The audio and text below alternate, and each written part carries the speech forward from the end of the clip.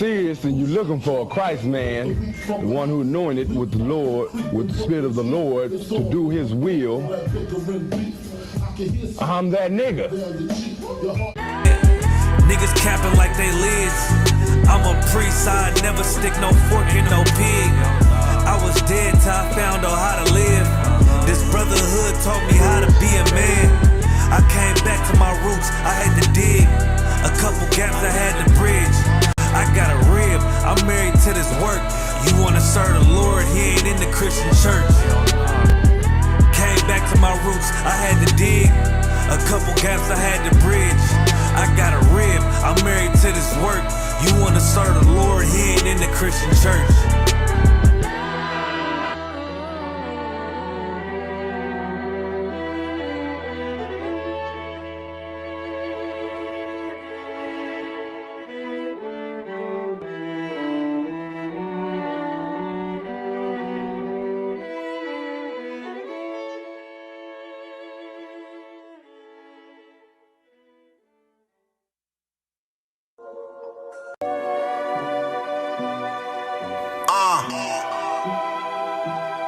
One West world,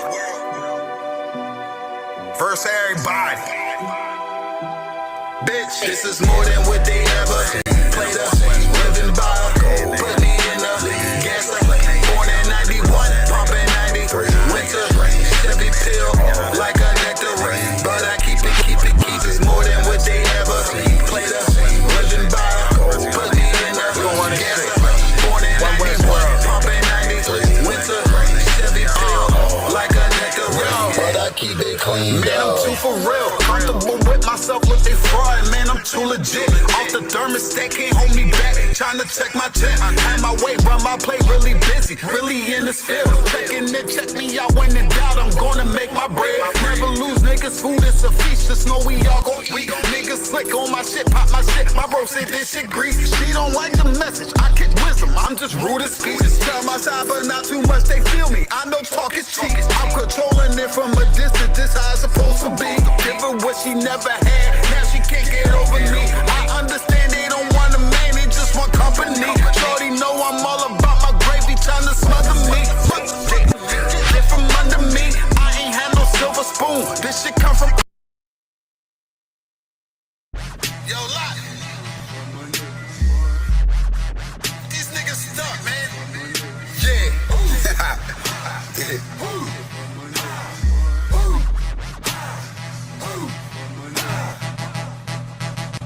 Wow.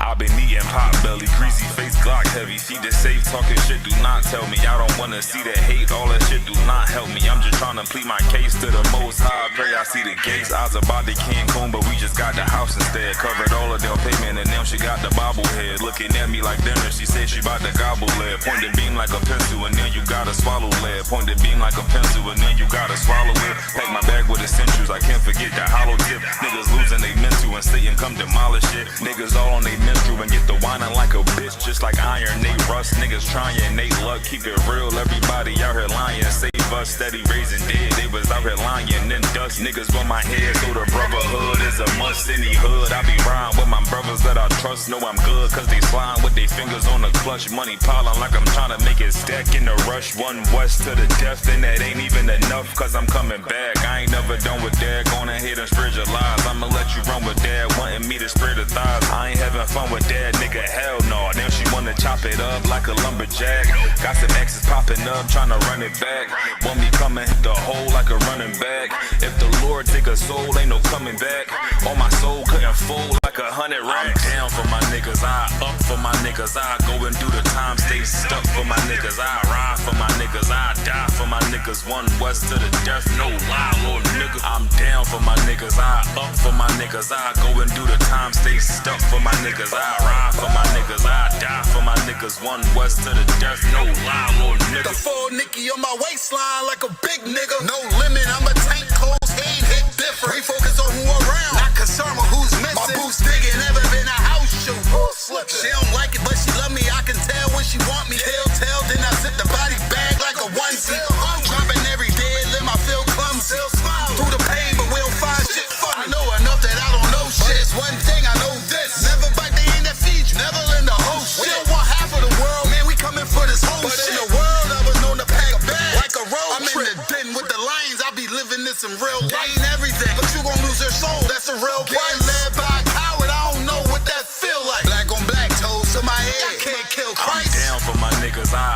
my niggas. I go and do the time, stay stuck for my niggas. I ride for my niggas. I die for my niggas. One west to the death, no lie, Lord nigga. I'm down for my niggas. I up for my niggas. I go and do the time, stay stuck for my niggas. I ride for my niggas. I die for my niggas. One west to the death, no. Sure of it. Scan it. We live. I don't see Shalom, myself. shalom. Okay. All right, shalom, shalom, shalom. Let me turn the mic up. You hear yourself? Yeah, I can hear myself. Sure. Yeah, positive. Hey, man, welcome to another edition of Cross the Line Radio. Yeah. With your host, Captains Tazaryach, Officer Shagapan, CHAATAZA is on the way, Commander Yahanna is on the way. Got General Hyman in the building. Gonna be a fire show we got lined up for y'all.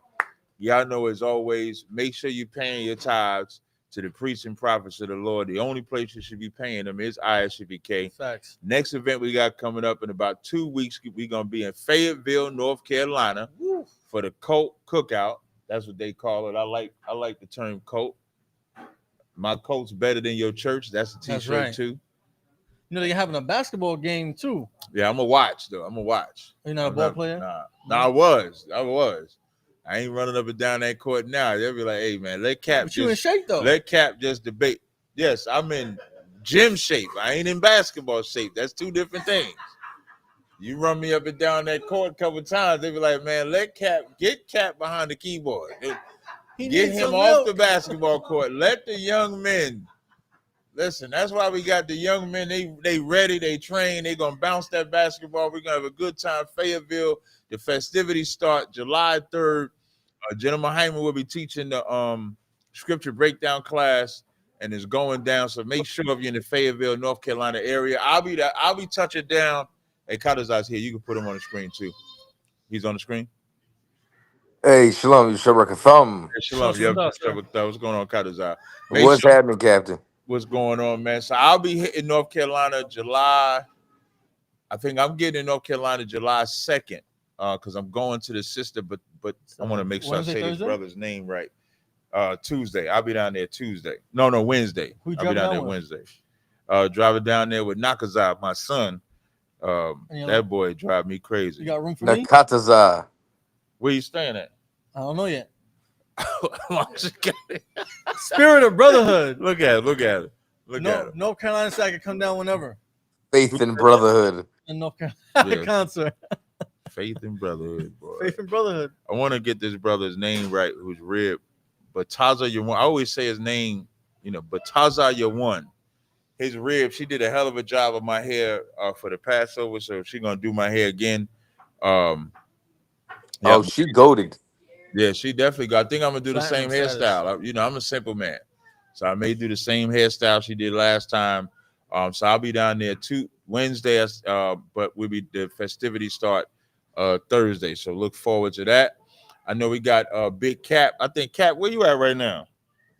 I am in Chicago. Chi-Town. Big up to Chi-Town. I believe you're doing something with the Midwest Monster Mayhem tomorrow, right? Midwest. Katawakan. So Captain Mawakwa, you know what I'm saying, has graciously invited me over to the round table of truth. And we're gonna be discussing, the forgotten past, you know what I'm saying, of the fight for liberation that blacks and Latinos have had inside of America, you know what I'm saying, throughout history, as they try to play us against each other, and that our liberation is each other's responsibility, and that we are not only allies, but we are family. So I need everybody to tune in. But you know what I'm saying, I talked to Cat Mawakwa. We was laughing. I'm like, man, you Judites is racist, man. Listen, I was told today, that I am showing favoritism to the Latinos. But let me tell you why I'm crying racism, right? I had a black woman call in and tell me I was showing favoritism to the Latinos. Go ahead, CHAATAZA. You remember when you played Suavemente? Yeah, woo. Hey, I don't want to kill her. Captain Mawakwa made a promo, and it was like, I'm Boricua, and I was like, listen, man, when I start my Puerto Rican channel, I'm playing Sam Cooke when y'all come on. You know what I'm saying? Change gonna come. Now, here's the crazy part. when I played the Suavemente, Cop was hating, but they was loving that Suavemente, man. You telling me they weren't loving it? Next time, just play cent, 5 cent, 10 cent, dollar. Well, you didn't come up with a song. You should have said, "No, I got a better one." Yeah, just play Nas. No. But I'm gonna tell you, even if you play Nas, you know, there's a reason why when a brother is from the Northern Kingdom, when they teaching, they speak in Spanish, because if you speaking in English, that sounded crazy. Notice me no speaking the English. If you speak in English, even if you're Hispanic, they gonna look like you assimilated. But if you speak the Spanish or play the Hispanic music, then they're gonna feel like we're joined. So that's why it's better for them to see you speaking in the Hispanic tongue with the Judite, and we join together. You playing that Latin music with the blacks. Now we're joined together. If you do it the other way, then it's like we're not really joined. It's like somebody is, leaving their culture. So it's better if we could blend together. Come on, Cot. Well, hola, ¿cómo estás, mi amigo? Yeah, ven aquí to the ladies. Listen. You know what? When the black woman said that I was showing favoritism, I said, you know what? I do not have a Northern Kingdom wife, so I'm on the hunt. This man needs just do another interview. I'm on the hunt. We gonna get, you know what? We gonna get Cap on Telemundo.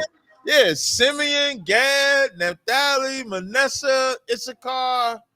I mean, then I really be showing favoritism. So, let me go and get a Northern Kingdom. Ain't nothing wrong with that. Welcome to the Cross the Line Radio Show, as I said. Oh, wait, bienvenido and across the line.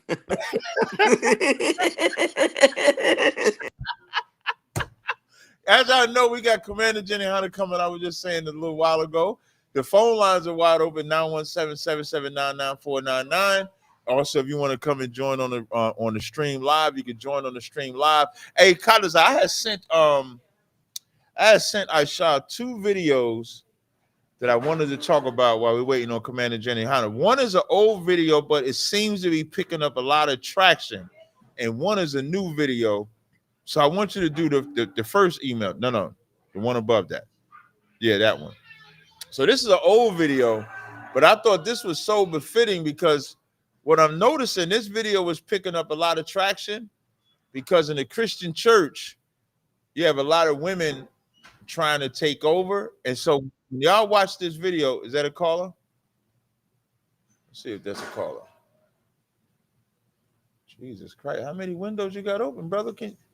Everything out, you might want to close some of the windows. We got 2 callers on there. We're gonna go to the callers first. You gotta bring them callers. You might have too many windows, Aisha. Well, if you like me though, see, I be saying this. I don't really have ADHD. I'll just use it as a slang. I don't know. Be black. I don't know. But the way my brain work, watching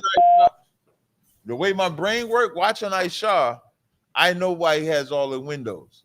But looking at him work the windows is blowing my mind right now. But you can bring the callers on, brother. 925. Shout out to Maria Stevens. She said the application being approved for me to get a Northern Kingdom ribs.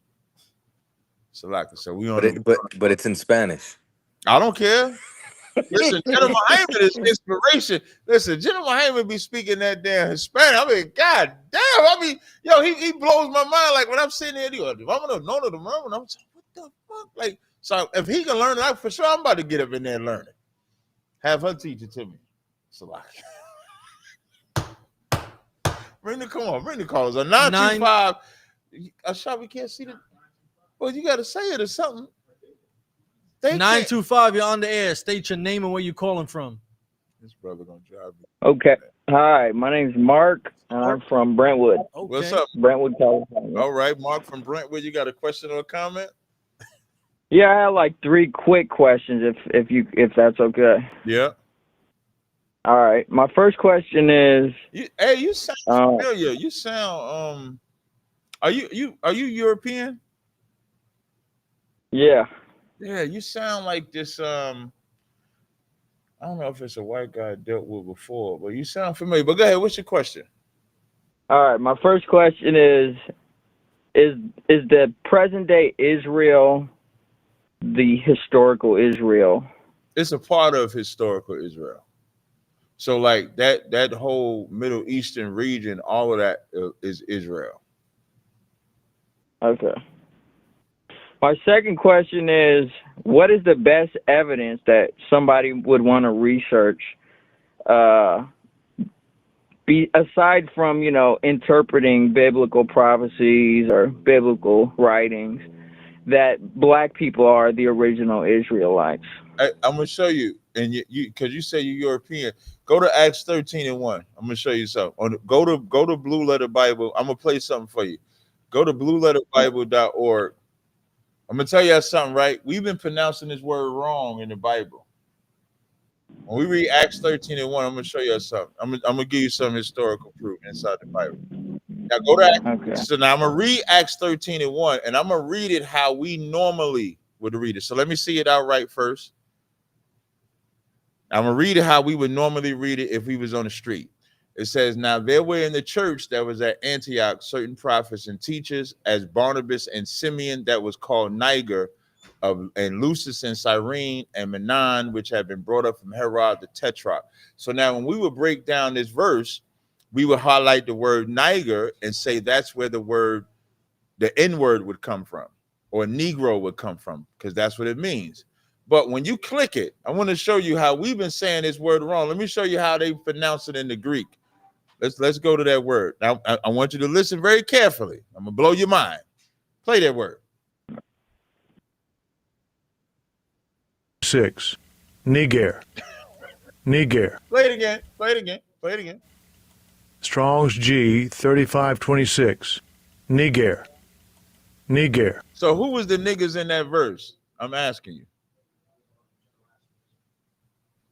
As far as I can see, Simon. Right. The Israelites. Right. It would be the Israelites. So when we look at the Bible has always described the Israelites. When it's given a physical appearance, it's always described them as what today would be called blacks. The reason why I say today be called blacks, because Arabs have melanin. Arabs could be black. East Indians could be black. But the term or coined phrase of black as far as a race has always been ascribed to us. And so we're the Israelites. You can go further. We can go Deuteronomy 28:68, Jeremiah 14:2. But I mean, who is it ascribed by? It was ascribed by a liar, wasn't it? Who's a liar? Who gave him this word? Who gave who the word?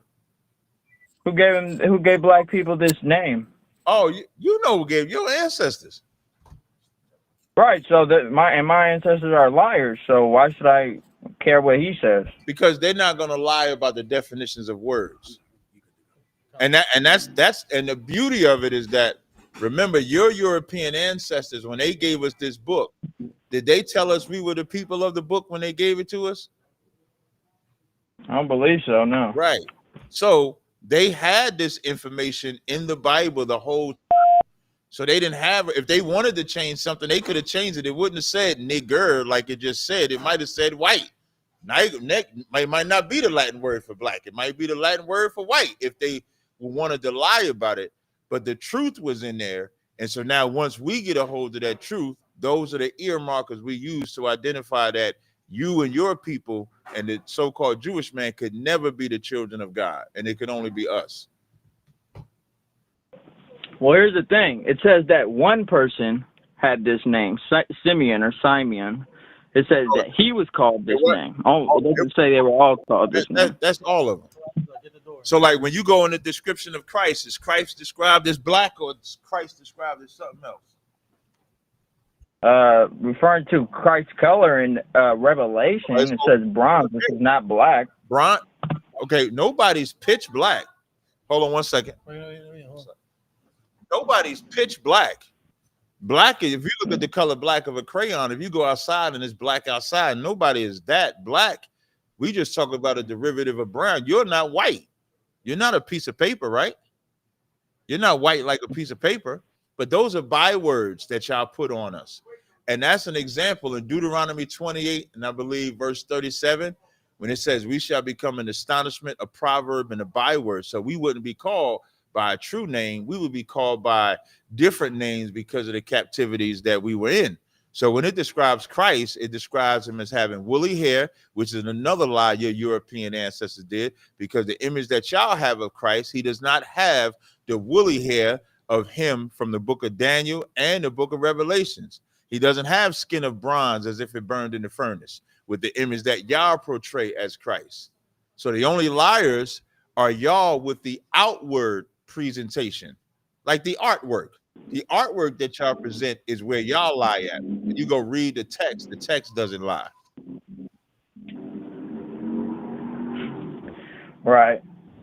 Right. I don't think you really address what I was saying. Like, so if you're gonna describe someone's skin color as bronze, if we look, the people who match the skin color of bronze are like brown people, Middle Eastern people. If I was gonna use something in nature to describe the skin of so-called black people, I wouldn't use bronze. I would say coal, maybe. Hey, relax, dude. Am I brown?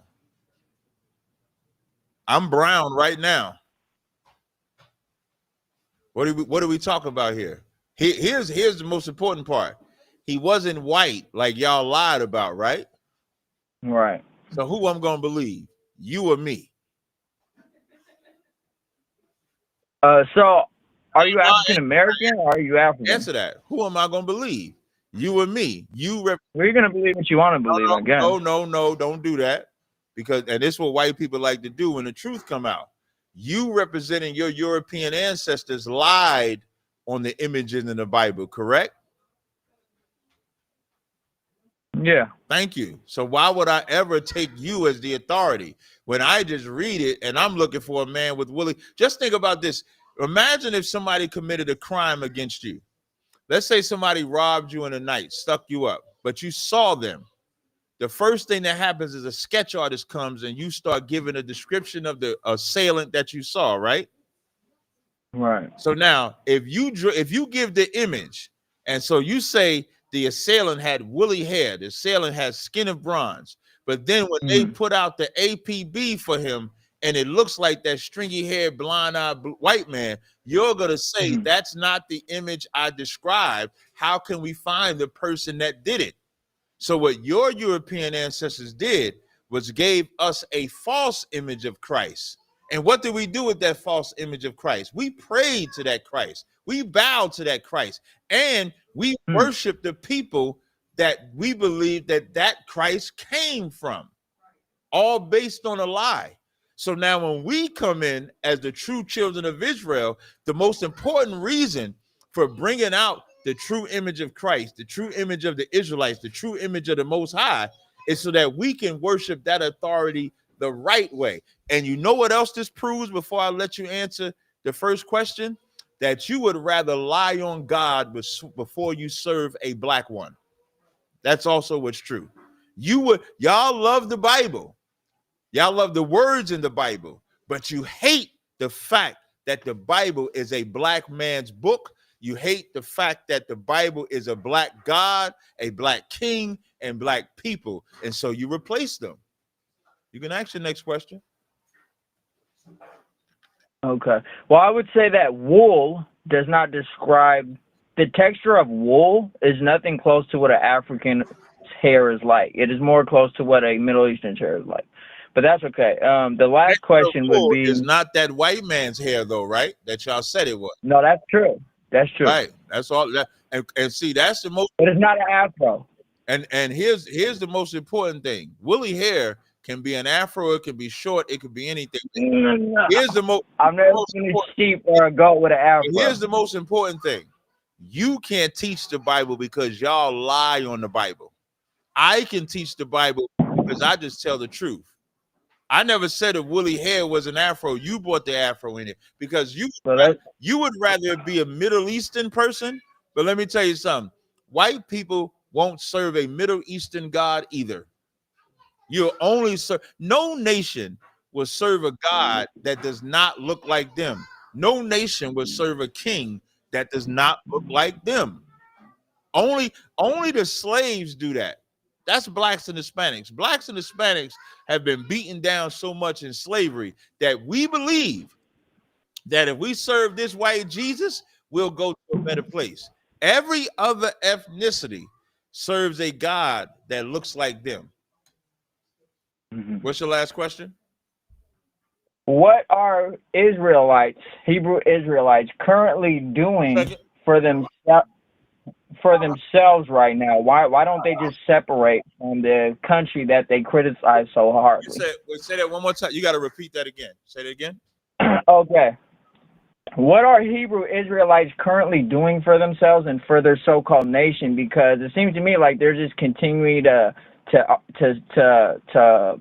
complain about the country that they're refusing to separate themselves from. Hey, are the Iranians wrong for going to war with the Israelis? No, probably not. No. When 9/11 fell, was y'all wrong for bombing innocent men, women, and children? Yeah. Y'all was wrong for that. Yeah. Did they feel they was wrong for that? Did America feel that they was wrong for bombing after 9/11?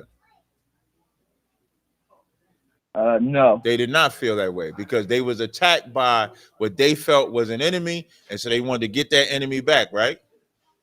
Yeah. So when you say, what are the Hebrew Israelites doing, because it sounds like they're complaining about the country, this is what makes white people so disgusting. Because the only reason you complaining about us complaining about this country is because this is the country that your ancestors built. And you don't want to hear nobody complaining about how great we made America for you. What you would rather us do is say, let's find a way to get along. But there is no getting along with a virus. There is that wasn't the last part of the question was that you're refusing to separate from, because you could wait. All you got listening is an art. That's one of the things that I coined. And all you got to do is just keep your mouth shut, and I'll get to that part. But what you would rather us do is not say nothing. Well, black people have not said nothing for a long time in America. I think about 500 years. And all we have ever done is try to assimilate it. I always take this phrase from General Hyman when he was battling this white woman. There is nobody more patriotic in America than blacks and Hispanics. History proves that. No matter how much slavery y'all give us, we try to fit in with y'all. No matter how much punishment, we try to fit in with y'all. No matter how much torment, we try to fit in with y'all. In civil rights, y'all murdered Martin Luther King, who came at the premise of trying to get along. And you know what? We still try to get along with y'all. We flew your airplanes, escorted y'all in World War I, World War II, fight, die, and all of your military, and have never reaped none of the benefits.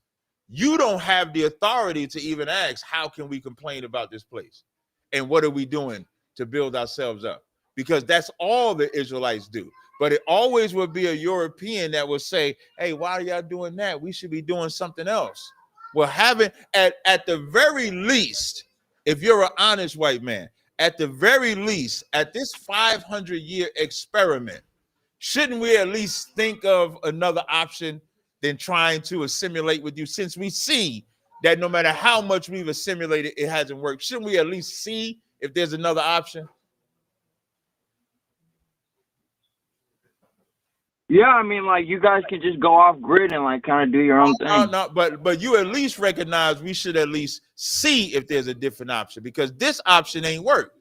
Assimilating with white people has not worked for blacks and Hispanics. It has not. I'm giving you the option. I'm saying, why haven't you tried that option? No, I'm good to go through water. You want to say something? Come on, yes, sir. Yes. I think I might understand his confusion and ignorance on the thing. Hey, what's your name, my man? Can you hear me? Yeah. What's your name? Mike. Mike, your question is, say your question one more time. Sir, if I could. Please. Was that the name he said in the beginning? To my audience, because you know white people lie, and I do not recall him saying Mike was his name in the beginning. And I need my chat just to let me know, Jim Hyman, you can proceed. I totally but I'm gonna understand. let the chat remind me if that's his name. Somebody make sure that his name was Mike, because he paused. I understand, So, Captain Tazaryach, if you don't mind. Yes, sir. I will forgive him any lying that he might be compelled to do. Because I know it is in his nature. And I know he cannot help himself. Mike, you can call yourself whatever you want. Okay? It's fine. I'm just trying to figure out how you would like me to refer to you. That's all. Would you like me to refer to you as Mike? Yes. That's no problem. Now, what was your question, Mike? Okay, since integration doesn't work, why don't the Hebrew Israelites who are trying to build up their own Hebrew Israelite nation just go ahead and start a community somewhere else in an open area, an open land somewhere, and just do their own thing there, and then build up their nation there? I totally understand. So in essence, you're saying instead of complaining about white people, why don't we just leave white people, just separate ourselves from white people? Is that I believe that's what you said earlier. Am I correct? Right. I completely understand that. Listen, and that's the normal solution for white oppression. You know, you go over to another country, you go to Liberia. Right. You go to like the Liberians did that a long time ago, right? They went to Liberia. You go to Jamaica. You go to some country in the Middle East, and instead of complaining, people always wonder, listen, if you don't love America, leave it. Is that basically your point, Mike? If you don't love it, I mean, you don't have to leave the landmass, but you can leave the society and go make your own society. Stop talking like us, stop dressing like us, stop going to our schools. Just leave us alone. You know, stop getting on our Medicaid and our food assistance. Using your public schools, using your Medicaid. Right. That's what I thought. Mike, I completely understand. Mike, however, in the Israelite School of UPK, we decided to do a revolutionary thing. I know most white people say instead of complaining, leave it. You don't love America, leave it. I understand that. I do notice you didn't tell that to Donald Trump. Donald Trump decided he didn't love America, he would change it. Elon Musk decided he didn't like America. He decided to fix it, to change it. But whenever black people, Hispanics, complain about America, we have to leave. If Republicans don't like America, they change it. America, Donald Trump said he will make America great again. That's right. Because America wasn't great. No one said, Donald Trump, if America isn't great, leave America. Right. No one told him that. Elon Musk is an African immigrant. He said America is full of waste and fraud and misspending. He fixed it. No one told him, leave America, Elon, go back to Africa. No one told him that. Well, whenever black people complain about poverty, about oppression, about being sold, about being lied to, Slaki, sir, they always tell us, don't complain, leave. Mike, we're going to do a revolutionary thing in the Israelite School of UPK. We're not going to leave. We're going to do what Donald Trump did. We're going to do what Elon Musk did. You know what we're going to do, Mike? Blacks and Hispanics are not going to leave America. Blacks and Hispanics are going to make you leave. That's what we're going to do. We're not going to leave. Donald Trump hated America, said America is stupid. They're weak. They're terrible. He didn't have to leave. That's right. You made him president. Elon Musk said America's dumb. They're stupid. People take advantage of them. He didn't have to leave. You put him in the government. We're not going to leave America, Mike. We're going to become the government here. We're going to take over America, and you're going to leave. That's what we're going to do. We're not going anywhere. You're leaving, Mike, and we're going to rule the world. And we're going to stay right here, just like Elon Musk did, just like the Ku Klux Klan did, just like Donald Trump did. Why is it white people are able to hate the country and stay here? They stay right here. No one said, Donald Trump, don't make America great. Leave America. If you don't think America is great, leave. No one said that. Mike, we're not going to leave. You are. You understand, right? And so how do you plan on doing that? Becoming the government and kicking white people out? How do you plan on doing that? Waiting on some Jesus to come do it for you? Mike, that's the best question. How do we plan on getting you to leave? That's the best question. This is how we're going to do it, Mike. We are going to stop doing drugs, stop committing crime, stop being LGBT, stop celebrating Christmas.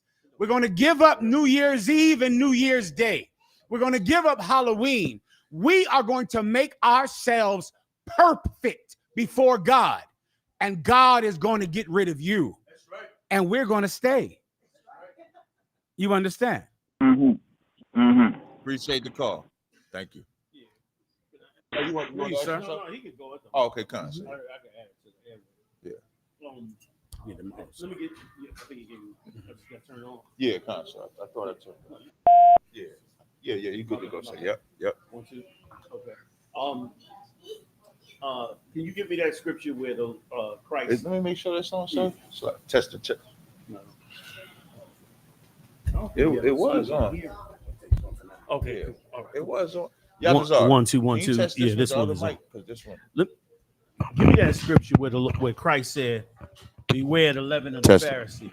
Okay, kind of one concept. Luke. Yeah, I got you. Which that scripture is probably even gone beyond just who he was talking about at the time. We living in a world that's full of hypocrisy. Now, what Mike is saying, Mike, the white people got tired of the Mexicans. And they complained about the Mexicans. And nobody told white people, if you don't like the Mexicans, leave. Mm-hmm. That's right. Instead, the people they complained about, they told them to leave. Right. But when it comes to blacks or Hispanics or anything like that, if we complain about anything, they tell us to leave. Why don't you leave? But they never have to leave. It's never even a thought that should they leave. Like hypocrisy is how this place operates. Yes, sir. And the minute we start really recognizing the hypocrisy, we'll start standing up for what's right and not for hypocrisy. Go ahead and read it for me. Yes, sir. Oh, Slot. I got it. Okay. Yes, sir. Luke 12:1. In the meantime, when they were gathered together, an innumerable multitude of people, insomuch that they trode one upon another, he began to say unto his disciples, first of all, beware ye of the leaven of the Pharisees. Beware of the leaven. Beware of what they put in. Leaven is put in bread so it could rise.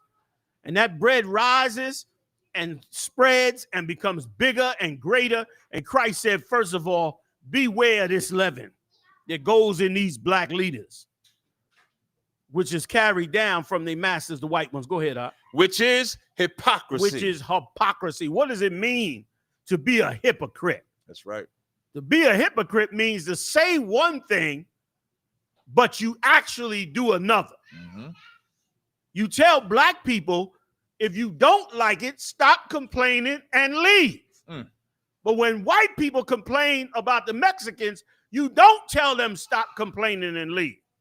White people are all over the internet right now talking about they have black exhaustion. Is that the term they use? Yeah, black. They got black exhaustion, black fatigue. Right, yeah.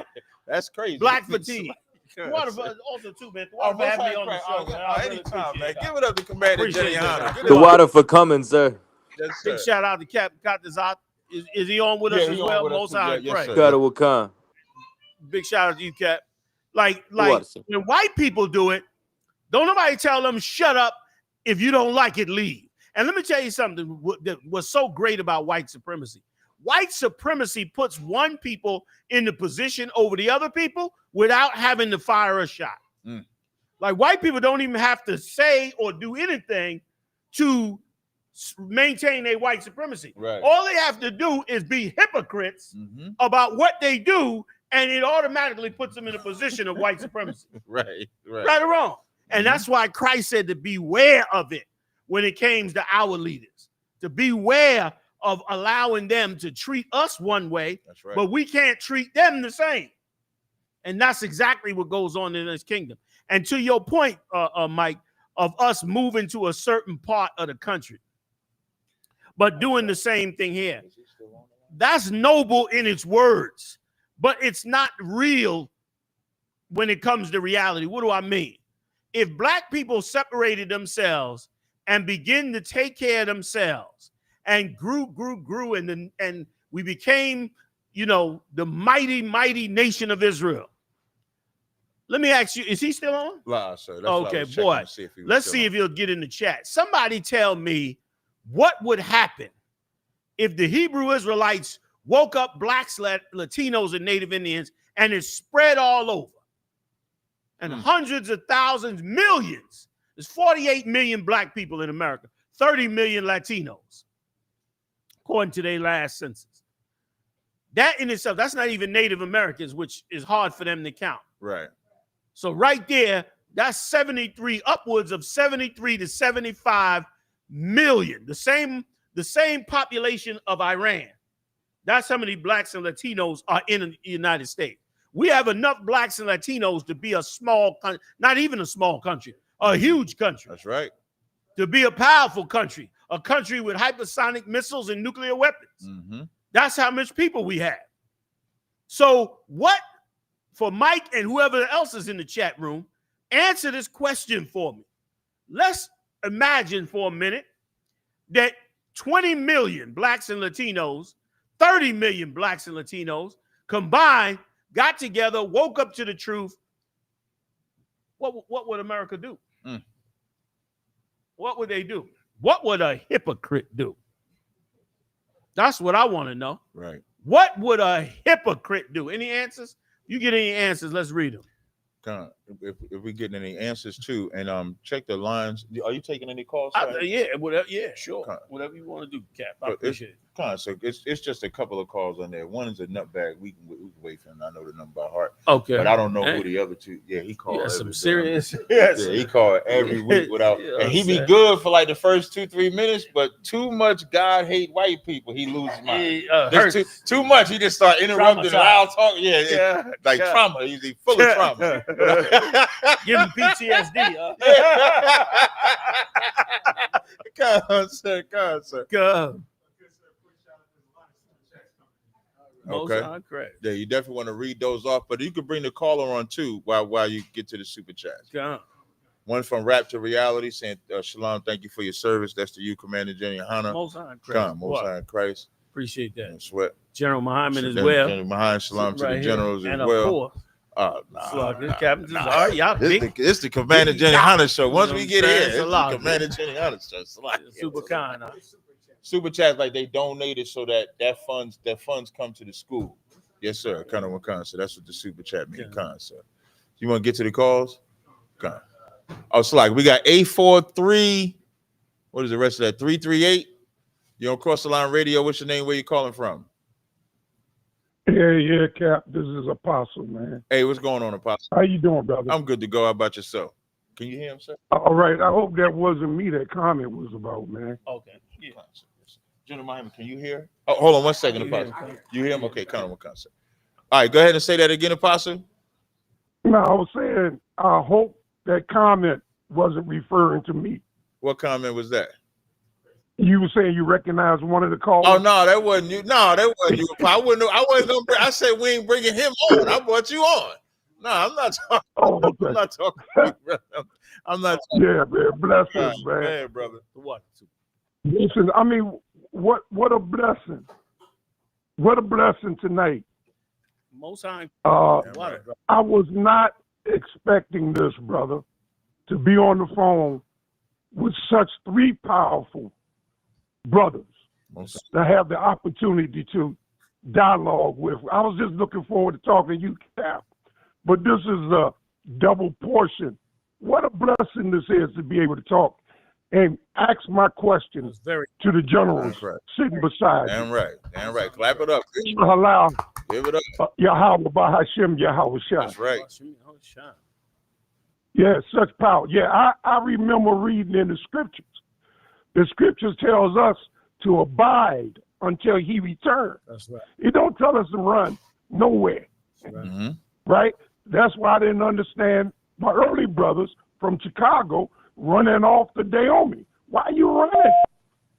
The scriptures say to abide until I return. That was heavy. Yeah. What you can I add? Hope y'all feel the same way. Apostle, hold on. Let me ask you. Okay. So I can go ahead, Warriors. What'd you say? Sorry. Yeah, I was saying. I was thinking about the scripture about Hamashiach. Do we teach that was a literal scene in Acts 1 when the Hamashiach was caught up to a cloud? Or do we think that was allegory? No, that was actual. That was actual, and it had to be actual because it had to be exactly. It had so if that being actual, Apostle, I don't know. 1 second, Apostle. I don't know if you're struggling to hear Commander Yahanna, but he's trying to respond to you, but he wasn't finished. And I don't know if. I'm sorry. I just don't. I don't know if you're hearing him. Salaki. No. Like what I was gonna say is that it is. First of all, brother, the water for the kind words is rare in this business that you have anybody that speaks kind words to you over the work that we do. You know what I mean? And to have such great men in your company and to respect them, that's a rarity. That's something I almost never see. Right. Except within the confines of the body and a small group around that body of people. So the water you for that. It was literal because it had to be proof that he left up out of here. Right. And proof that he was coming back. There had to be men that witnessed it. Right. You understand? To fulfill that prophecy. And they did witness it and will indeed fulfill that prophecy as it came to pass.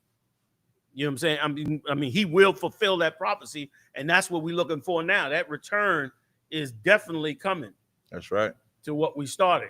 If I could go back real quick for just a second, can I go back to the hypocrisy? Yes. For a second, Warrior, that hypocrisy is how they keep their foot on our neck.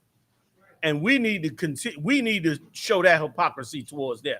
To go back to the brother's point about why don't we just get land and move to a certain section? That's what many blacks, Latino, and Native Indians don't even have to move to another land. Right. They already have a separate section of land that's called their own land. Government gives them a full title. The government doesn't even police their land. They police their own land. Yet they can't go forward to helping their people because the white man is a hypocrite. A hypocrite.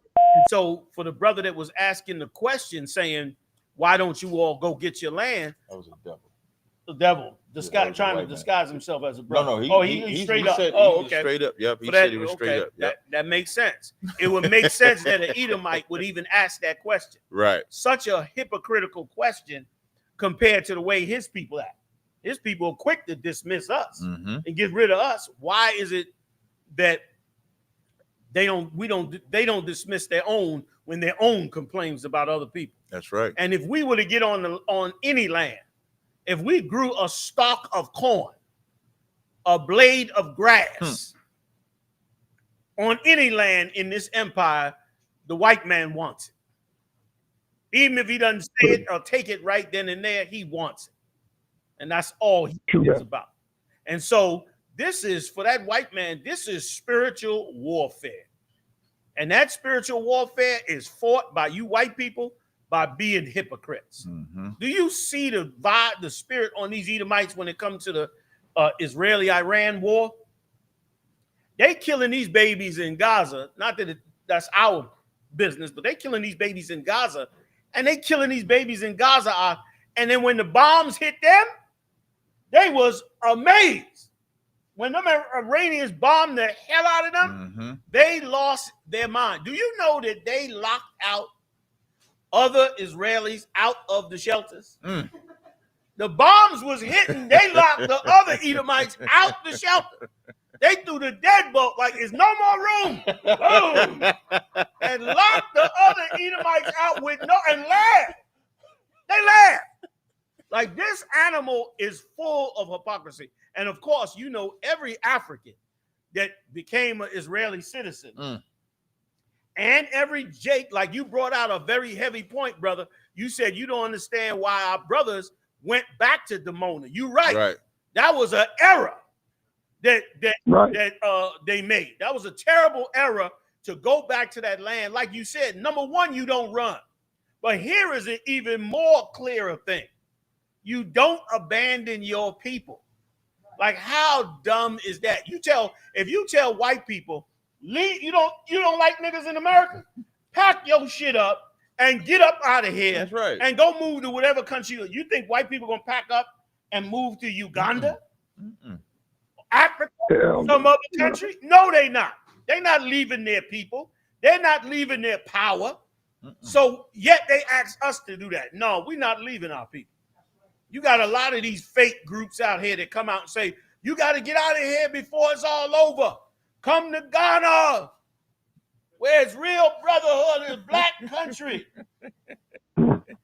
You go ahead and go to Ghana.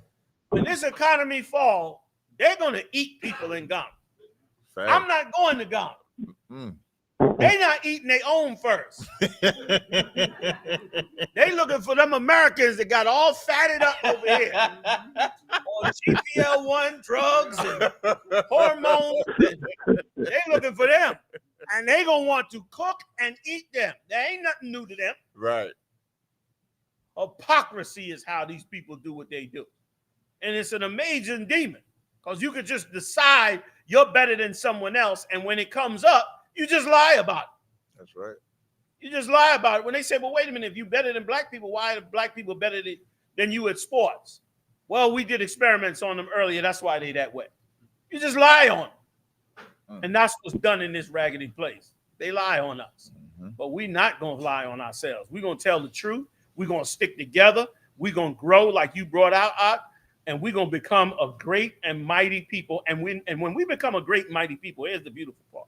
We're not going to become a great and mighty people at the thanks of our slave masters. That's right. We're not going to say, slave master, thank you for not bombing us and killing us and allowing us to grow our people and become a mighty nation, because they'll never let us do that.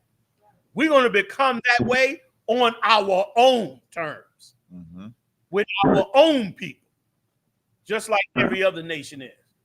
I was jealous of Iran. I was jealous. If I could run just for a second more, I was jealous of Iran. Not that I look at them in any great esteem, but the fact that they was able to stand up to the white man and bomb the hell out of their enemies. That's right.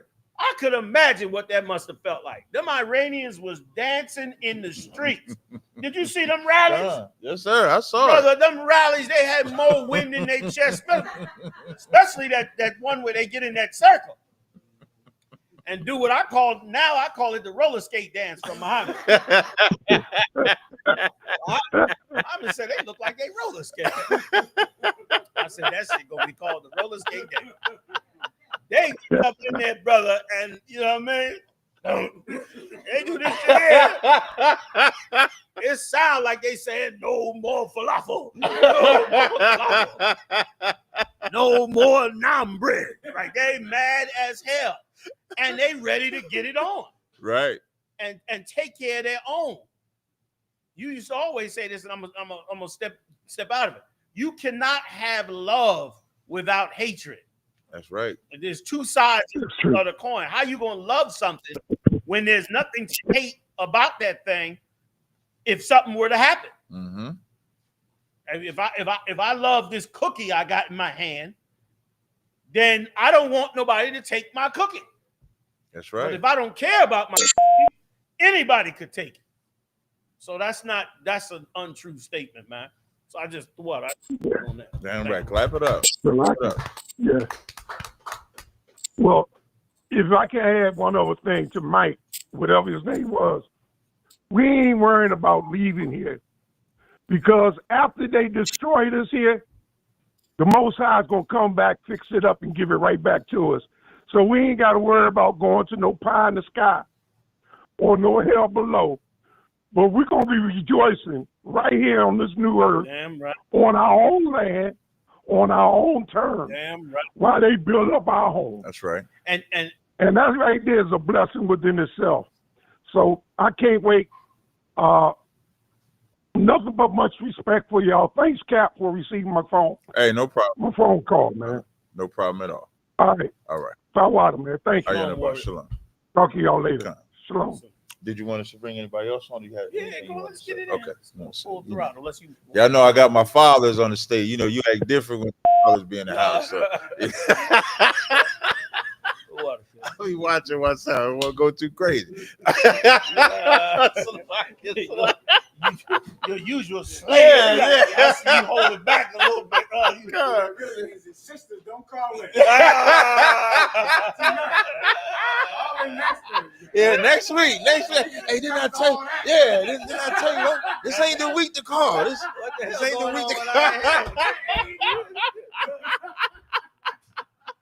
You can bring the next caller on. That's 917. What? Let me see. You move too fast. I can't see the number. 917-998. What's your name? Where you calling from? Yeah, my name's Joey. Name's what? Joey. Okay. What's up, Joey? I got a little reverb behind me. I hear the echo. No, it's not you. It's something. You might want to take. Yeah, my name's Joey from Florida. Okay, Joey from Florida. You got a question or comment? Yeah, I just got a comment. I'm black, by the way. I just tune in from time to time and just always have a question about, your theory on all of this. You have a question about what? He said a theory? About your theories. Oh, about your theories about our theories. Okay. Yeah, I mean, sometimes and I'm just asking respectfully, but don't you think sometimes, they take on the same characteristics of the person you're saying that you hate? You saying do we take on the same characteristics of the Christians that we hate? Not the Christians, but I don't know. Oh, you said the person. You say that. You said the person that we hate, we take on his characteristics. Sometimes it comes off like that. Like, my question to you is it about race? Okay, sir. If you don't mind. Yeah, come on, sir. Yes. If you're all right. Okay. I was just going to say this, if I could add, that this is not about hate. This is about being just. That's what this is about. This is about a crime. That's right. You know what I'm saying? Hey, have you ever watched like the court TV or one of those court shows where they have the victim impact statement? Yes, I'm aware. Have you ever seen how those families are when they speak about what happened to their victims and their loved ones? Yes. How do they act? Are you talking about what's the reaction of the? What are the reactions? Or the person? No, of the family members. How do when they bringing up the wife whose husband got killed or the mother whose son got killed? How do they address the court when the court says we're gonna have the victim impact statements, and they come up and then they go ahead and speak? What manner do they do it in? Crying, they're crying. Sad. What? Sad. They're sad. They're sad. Crying. What else? Hurt. Hurt. They're hurt. Yep. Are they angry sometimes? Yeah, angry. Do they yell sometimes? Yep. Do they curse sometimes? Yes. Doesn't sometimes it sound just as angry as the person that did the horrible crime?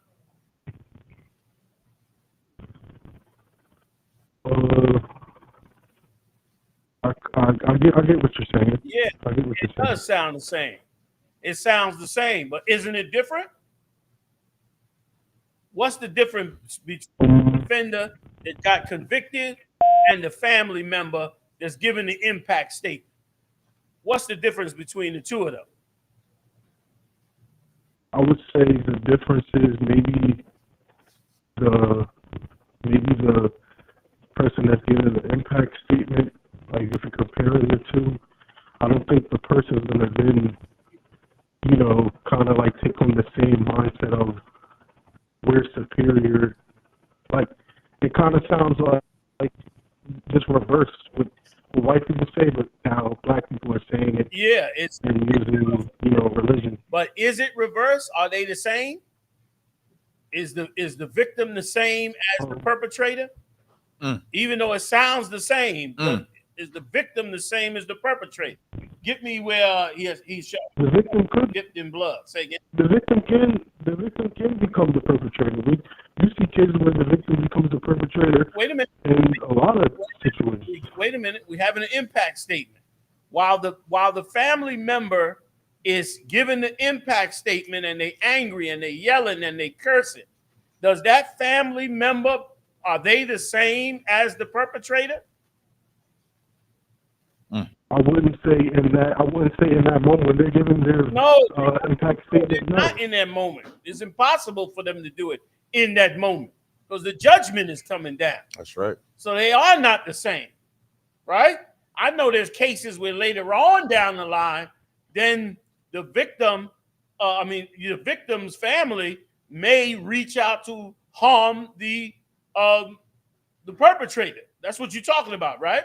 So can the victim become the perpetrator? I'm asking you a question. Listen to the question. If the victim, let's say the court case is over, right? It's been 10 years. Yep. The criminal got out of jail. The family member runs into the criminal in the street and kills the criminal just out of anger. Is the victim and the family member, is the perpetrator and the family member the same at that point? I would say if we're speaking on one specific person, then I would justify it. But if you're using it to just listen. Specific case. He's talking about one specific case. That's what he said. The victim and the family member, the perpetrator that gets killed by the family member, is the family member the same? Has the family member become the same as the perpetrator? Yes, the victim then becomes the perpetrator. Let me explain something to you. Also, get me when he sat upon the judgment seat and the books were open. Like, that's the problem with us, brother. The problem with us is we don't understand what justice is. There's no way the family member is the same as the perpetrator. The Lord even... But the victim can become perpetrator. Put him on mute for a second. Yeah. Let me explain something to you. The victim, the family member that kills the perpetrator, now in American law, you can't do that. But in God's law, if that family member finds that perpetrator and puts him to death, that's lawful. The Lord even got laws for if you kill somebody by accident, you better flee, like you said, to the sanctuary city. Because if that family member finds you, you're going to get put to death. Are they the same? No. According to God, they're not the same. That's right. I'm not telling nobody to go out there and do that. I'm telling you just what the raw law is. So what you don't understand, brother, is you have a fear of having revenge by the hand of the Lord, which don't feel no way. Most black Latino people, they don't know how to have revenge because they've been taught so well in this kingdom to not seek revenge. If you seek revenge, you're the same. We've been taught in churches. When Dylan Ruth went into that church and killed those 9 parishioners, we turned around and said, we forgive you, Dylan Ruth. Yeah. When that white cop went in Botham John's house and murdered him in his house, his brother went and kissed and hugged the perpetrator. The court officer combed her hair, and the judge gave her a Bible, and they was all black. We're taught to forgive our oppressors and murderers and killers. We're taught to turn the other cheek for them and not turn the other cheek for us. And because of it, we're victimized all over again. And we should never think we have a sense of justice in this earth. We don't. That's right. We don't. But the Lord does. And guess what? When the Lord's judgment comes, it looks very much like the perpetrator. It looks just like the perpetrator. Let's read, first of all, the vesture dipped in blood. Oh, it looks just like the perpetrator. It's amazing how, it looks the same. Mm-hmm. The blood is the same. The blood splatter is the same. The wielding of the sword is the same. I really don't see too many differences. But there is a difference. Yes, sir. Even though it looks the same, the head comes off the same way. Right, it comes off rolls into the basket the same way. But somehow there's a little difference in there. God, sir. Let's read and find out. Revelations chapter 19, verse 13. You want me to start at verse 12, sir? Please. Yes, sir. Revelations 19 and 12. His eyes were as a flame of fire, and on his head were many crowns. And he had a name written that no man knew but he himself. Listen, his eyes was as a flame of fire and had crowns on his head. Boy, that looks like a bloodshot, angry, rich man. Go ahead. Verse 13. Full of crowns. Yes, sir. And he was clothed and had a name written that no man knew. No man, break that down for me.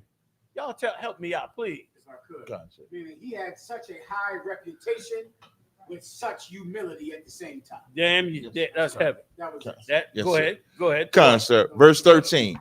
And he was. You want to say something? Okay, go ahead. And he was clothed with a vesture dipped in blood. See that? That sounds very much like a serial killer. Now, if you went to church and said the Bible said Jesus has a vesture dipped in blood, they would say you calling Jesus Christ a serial killer. Not my Jesus. Not my good and wholesome Jesus. How dare you?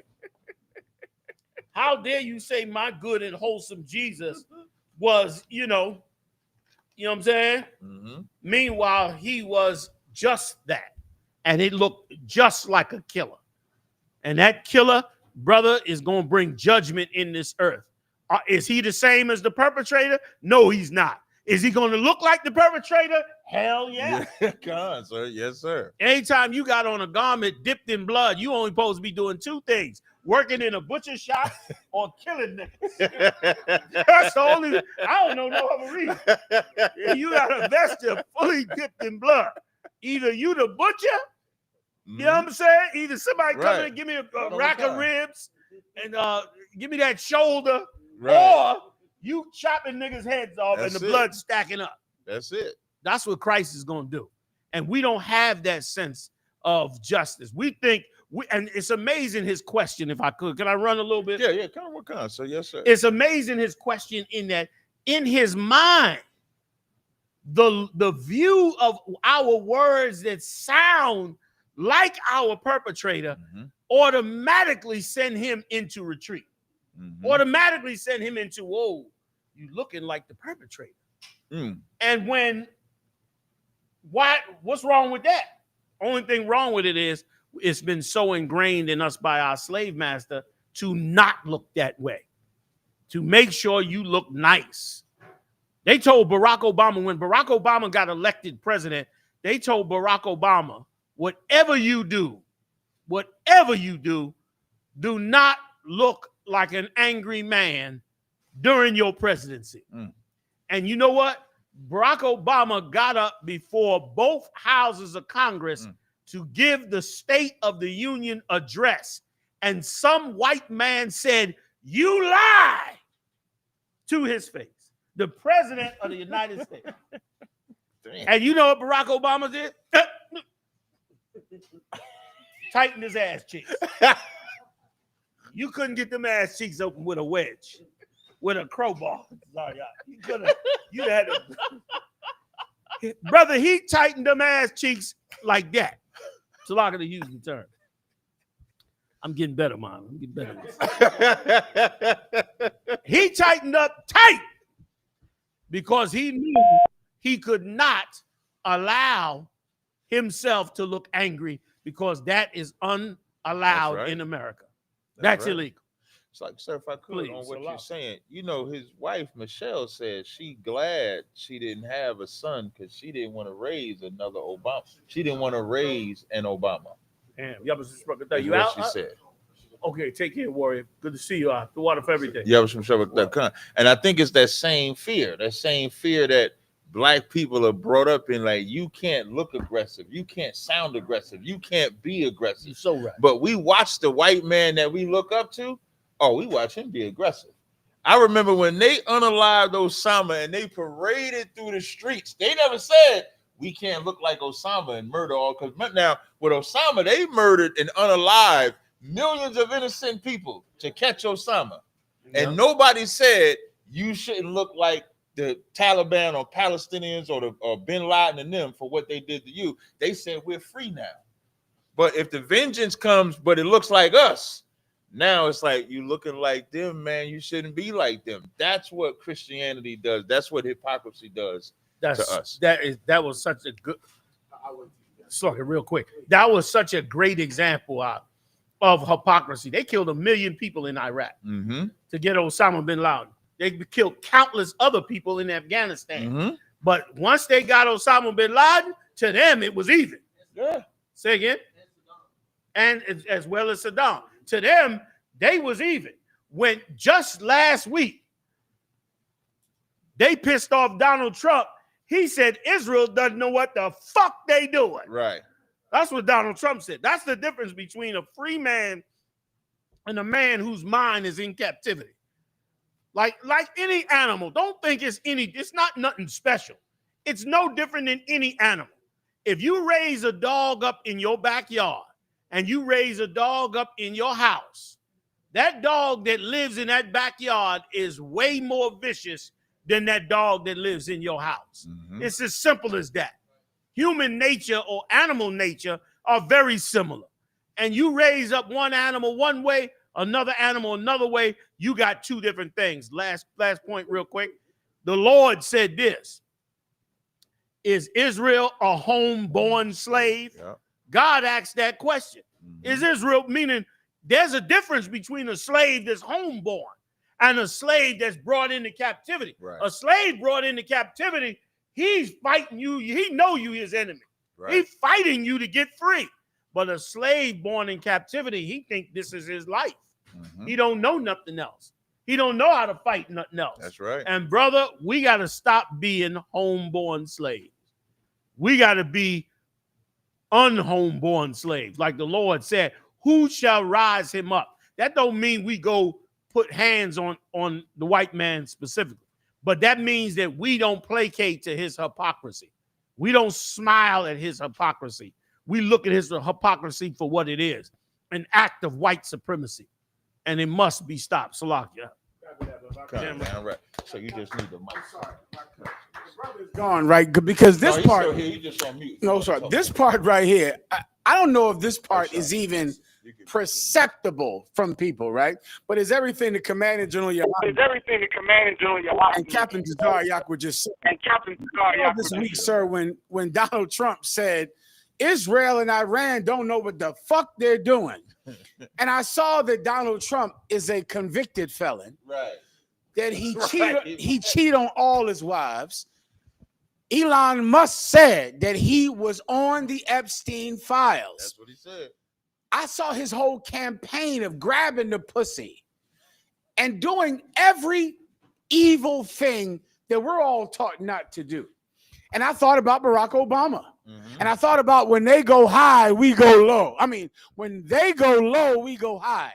And at the same time, sir, you know, we went to many graduations this year because this is graduation season. And this bothered me at every graduation I went to this year.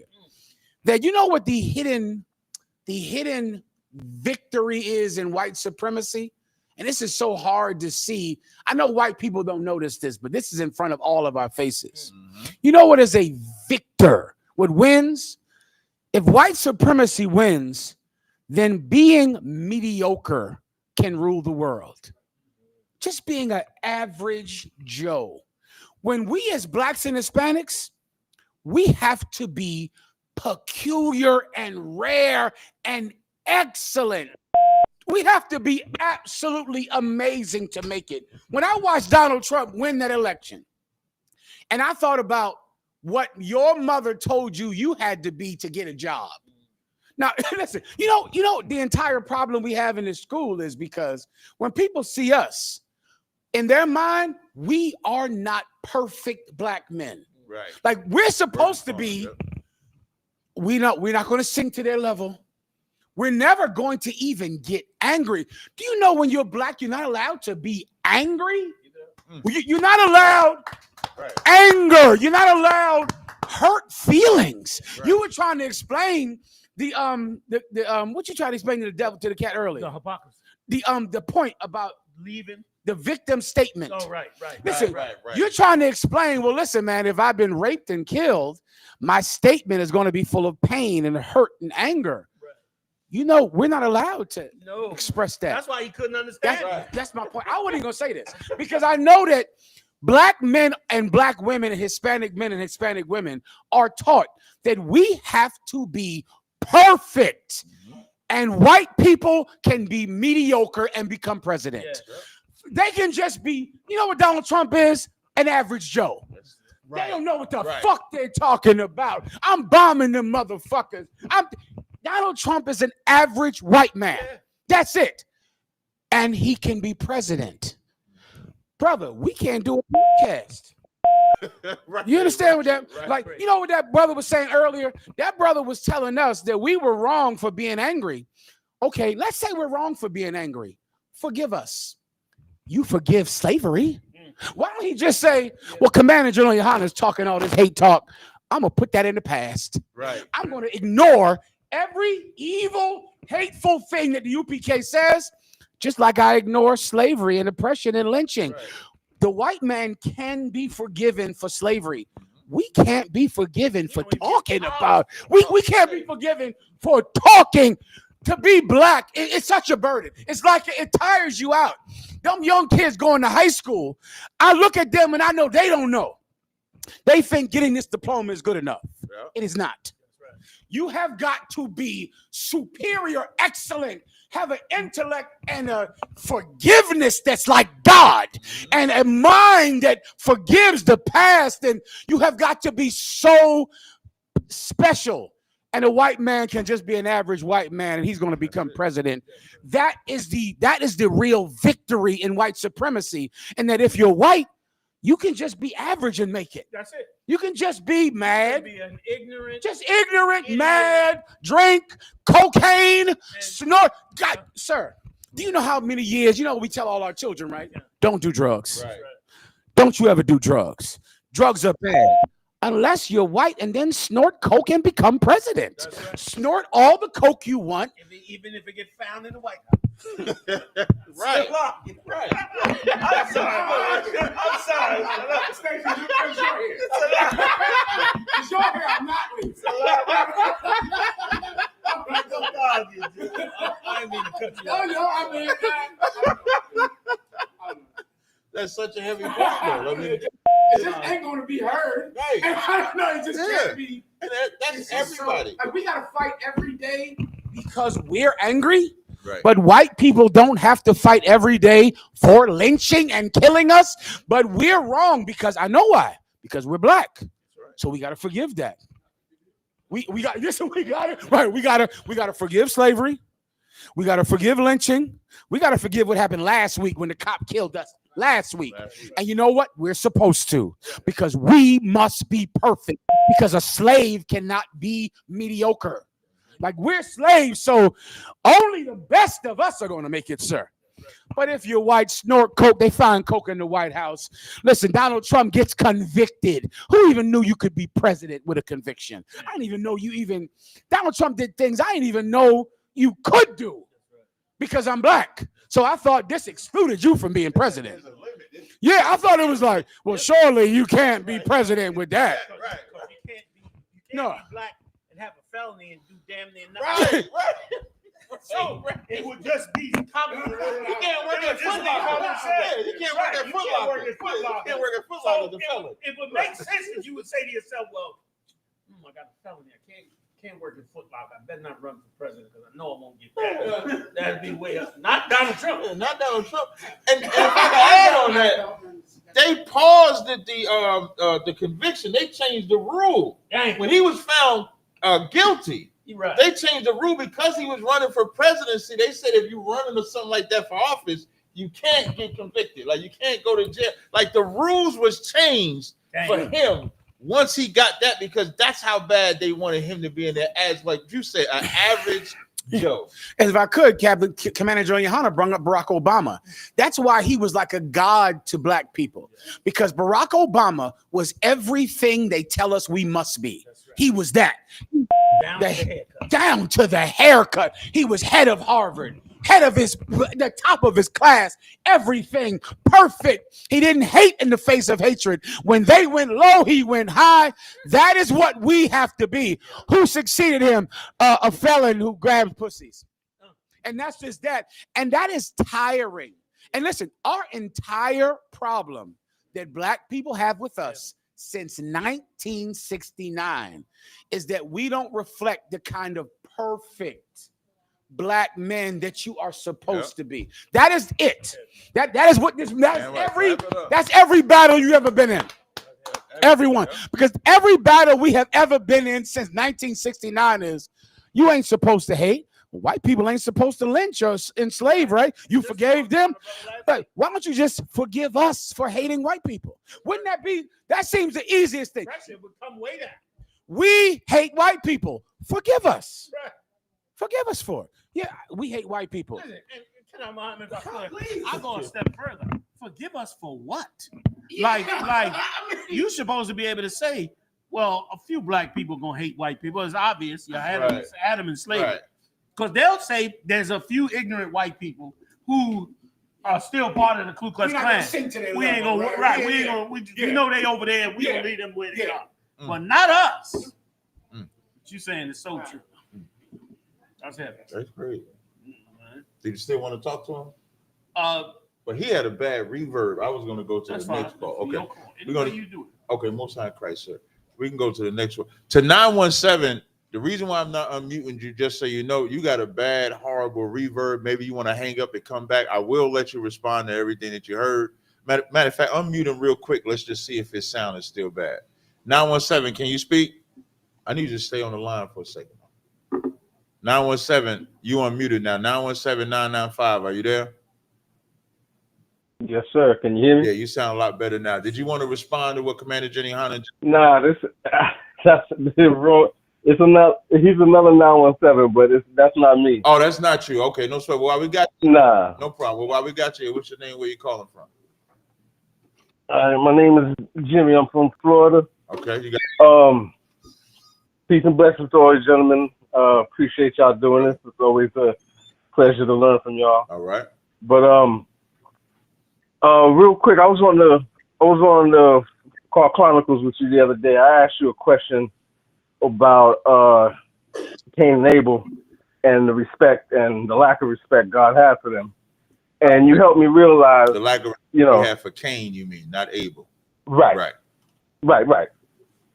And you helped me realize how simple it was, and you know how sometimes when something's so simple, it just flies right over your head and you overlook it. Right. When you told me that Cain didn't get his best. And then, after that, I'm rereading it and whatnot, and then I go, and you tell me if I'm reaching on this. But when I read in verse 3, where it says, and in the process of time, it came to pass that Cain brought of the fruit of the ground.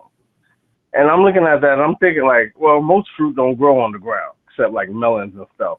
So I'm thinking, like, and the reason I'm thinking that, because I got a mango tree, every morning when it's in season, I pick mangoes off the ground and whatnot.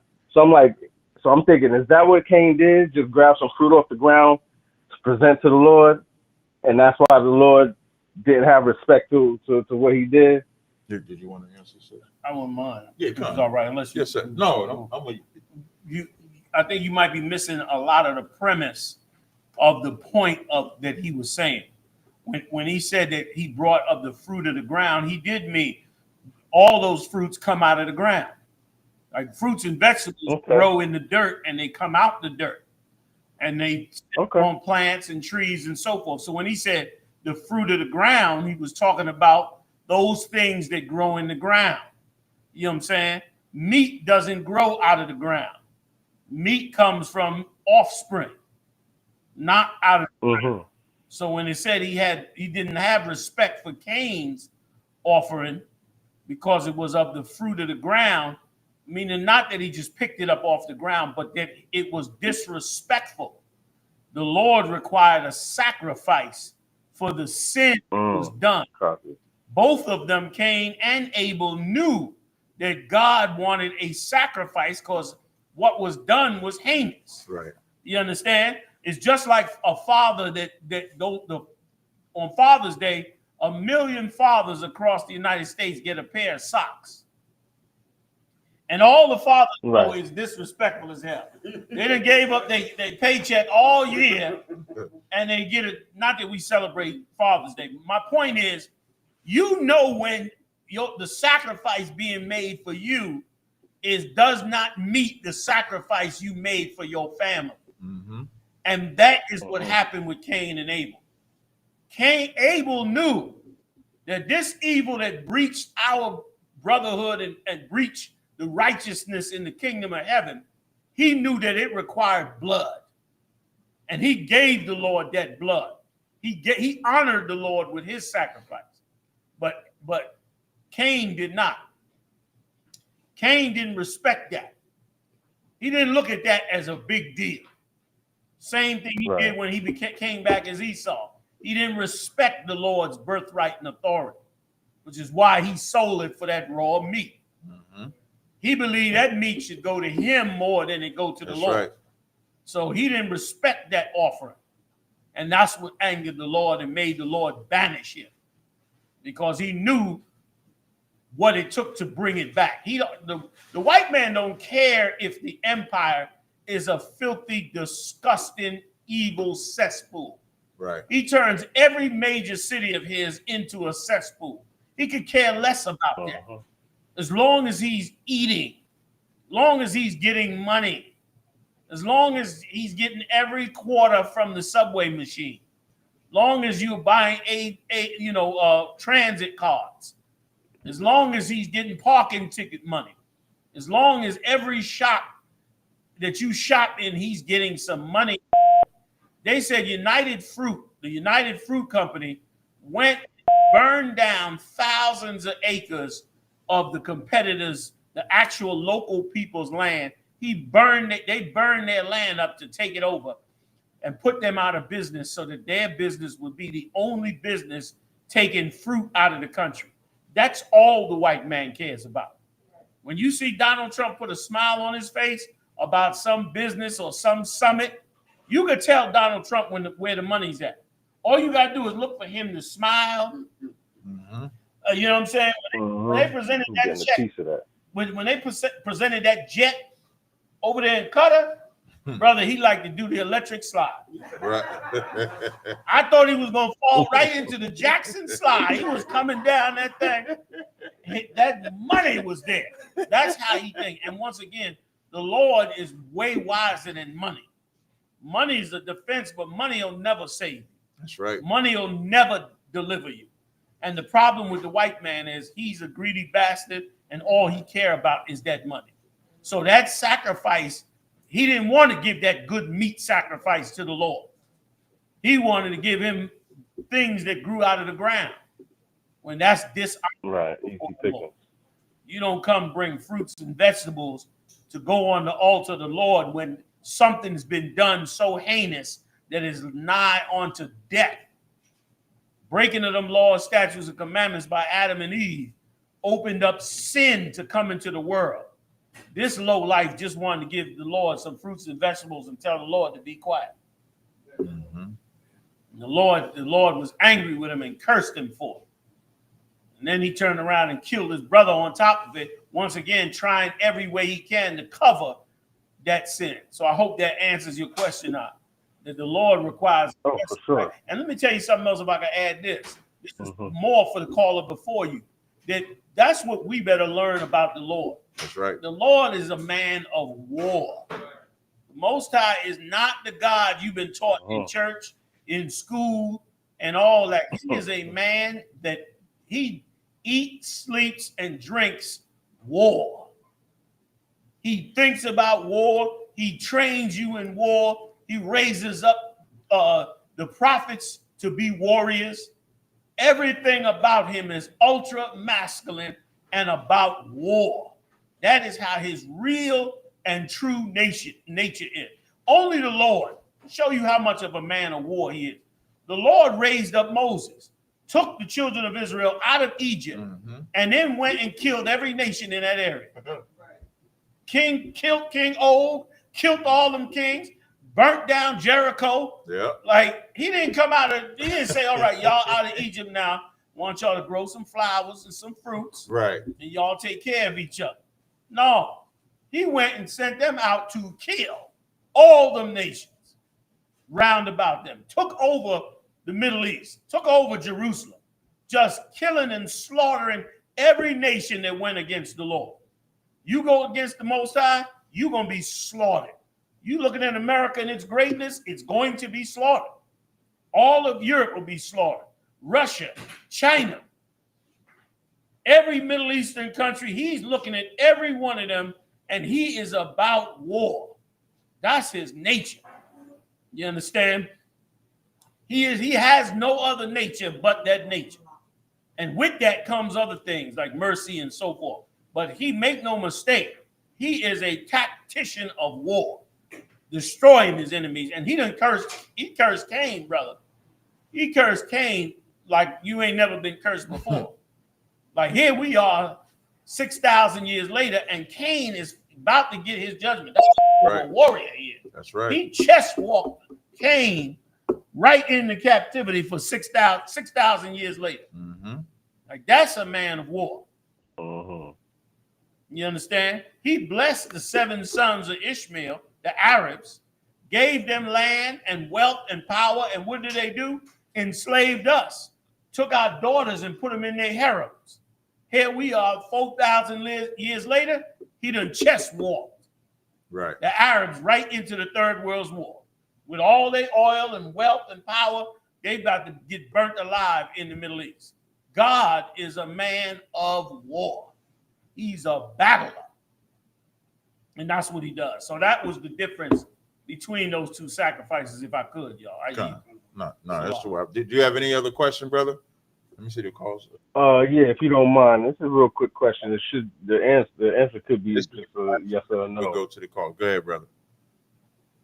Revelation 6 and chapter 6, verse 15 and 16. Because I know in what chapter was that? Revelation chapter 6. Okay, go ahead. Verse 15 and 16. I know in many other places in the Bible, mountains and hills refer to nations, peoples, or whatever. So does the mountains in 15 and 16, is that a representative of Israel? Can I read it for you, sir? First? Please. Concept. This Revelation 6, verses 14 and 15. It says... No, 15 and 16. 15 and 16. Sorry. And the kings of the earth and the great men and the rich men and the chief captains and the mighty men and every bondman and every free man hid themselves in the dens and in the rocks of the mountains. Verse 16. And said to the mountains and rocks, fall on us, hide us from the face of him that sitteth on the throne and from the wrath of the Lamb. Now, in this case, when it says he told the mountains to fall on us, this is talking about them literally trying to go into the rocks and get away from the judgment that's due them. This is, go back up to the top if you could. Yes, sir. Verse 15. And the kings of the earth and the great men. And now the kings of the earth and the great men, that's everybody ruling now. That's Donald Trump. That's all these different leaders and rulers. Every, Kim Jong-un and everybody that's sitting up over bodies of people in great power and controlling those people and robbing the resources and battling over each other and getting millions of people killed.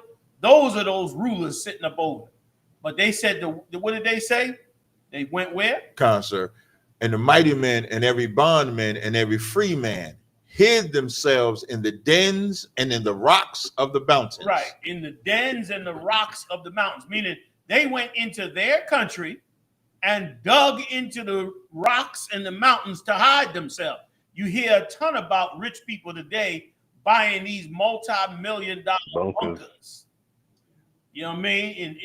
In nuclear silos, and they got elevators and automatic generators and all kinds of stuff. They know that they got to go hide themselves. I heard Oprah Winfrey got one in Hawaii. I don't know how true it is. They said the Rock, that cat, The Rock. They said he got one over there in Hawaii too. With the volcanoes? Right down under the ground. Yikes. That's what I heard. I don't know how true it is. Yes, sir. You know what I mean? And other ones too. Tons of people are building those bunkers because they're going to go into them rocks when that wrath comes. What is that wrath? That wrath is the nuclear battle between Christ, the angels, and every nation on earth. They in power now. They shooting and killing and destroying and wiping out parts of the earth. But in that day, the rockets will be shot at them. The missiles will be shot at them. And they will run and hide and forget all the poor people on the earth. That's why the Lord said the kings of the earth and the rulers, because they got the wealth to do it. And they're going to run down in it. They have a mountain. I'm sure you know about this mountain. They got a mountain the military has called Cheyenne Mountain, right? And Mount Weather. They got several of them. These are huge mountains that they cut the mountain open, put a giant blast on, and can open that door, fill it up with people and equipment, and then shut that door back in an attempt at hiding themselves from the nuclear bombs. So that means they're going to literally go into their countries and then go dig into the earth and try to set themselves up. They ain't going to go to another country. They're going to do it in their own country. Right. So I hope that answers. Did you want to? No, it does. Sure does. All right, brother. We appreciate the call, all right? Not a problem. Right. Appreciate it. Catch you on the Call Chronicles. Hey, no sweat. All right. You good to go, sir? I'm good to go. Yes, sir. 646-232. What's your name? Where you calling from? Nicholas. Shalom. My name is Nicholas. I'm calling from the city, New York. Hey, what's going on, bro? Right. You got a question or comment? I need edification, man. Okay. Yes, sir. Edification. All right. Daniel's 12:4. It's an honor to be in you guys' presence, especially the general. It's an honor. All right. So Daniel 12:4, it says, men shall run to and fro, and knowledge shall increase. All right. And in 1 Peter 4:11, I believe it says, if any man speak, let him speak as if he's the oracle of the Most High. All right. So during and I teach my children and my nieces and my nephews, so I want to teach them the right thing. I don't want them to seem like bigots, right? So during my intense research, I found out most slave masters in the epoch of the colonial Americas in the West Indies were black and wax pale, mixing with white English. You found out most of the what? White English. I found out most of the slave masters in the British America and in the West Indies and colonial America were black and wax pale. I heard they were black. I read that they were black. I'm looking at it and they black men. These are black men, and I'm seeing that they wax pale, mixing with white English women and Polish women. I'm learning these so-called white slave masters are Moors from Europe who wax pale. So this doctrine of calling all white people in America Esau, is it outdated without doing research of their genealogy, thorough research of their genealogy? Do you believe before we be on the highways and hedges calling these people Esau, we have to do genealogy? And this because we have to be of the oracles of the Most High when we speak. Yeah.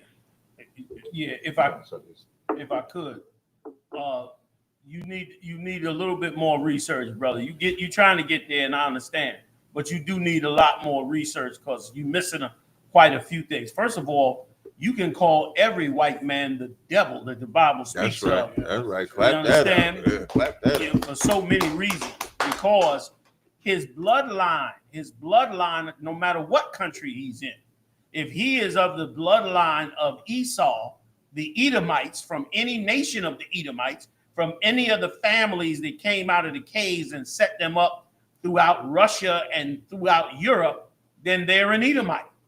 And you can call people for what they are based on their family lineage.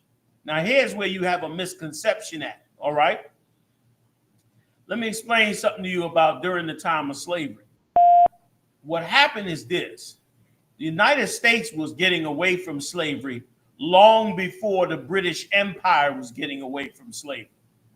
And what happened is the British Empire was now telling the United States, we want our slaves back, because they were fighting, they fought a civil war, and these slaves were living free while they were still. Can you hear me, brother? Let me take these headphones. No. Okay. Yeah, okay. Yeah, but he can hear you though. Okay. These slaves were being free. So now when Britain said, wait a minute now, y'all might have let slaves free, but we're not letting them slaves free. What the Americans did was take a bunch of slaves that were freed, that fought in the Civil War, and they set them up. A lot of times you hear black people talk about there was black presidents before the white presidents, or you hear them talk about there was 13 presidents before George Washington. What the misconception is, these were black ex-slaves that they set up in colonies. And those colonies were black people. They was not presidents. They was not slave masters. They were just colonies that they set up in the Americas in an attempt to not send the slaves back to Europe. A great part of them was King James' family, the Stuart family. The Stuart family came on this side of the United States, running from the European leaders, James and all of them, not James, but the ones that hated James, the Catholic Church and so forth. They got set up in power over here in the United States.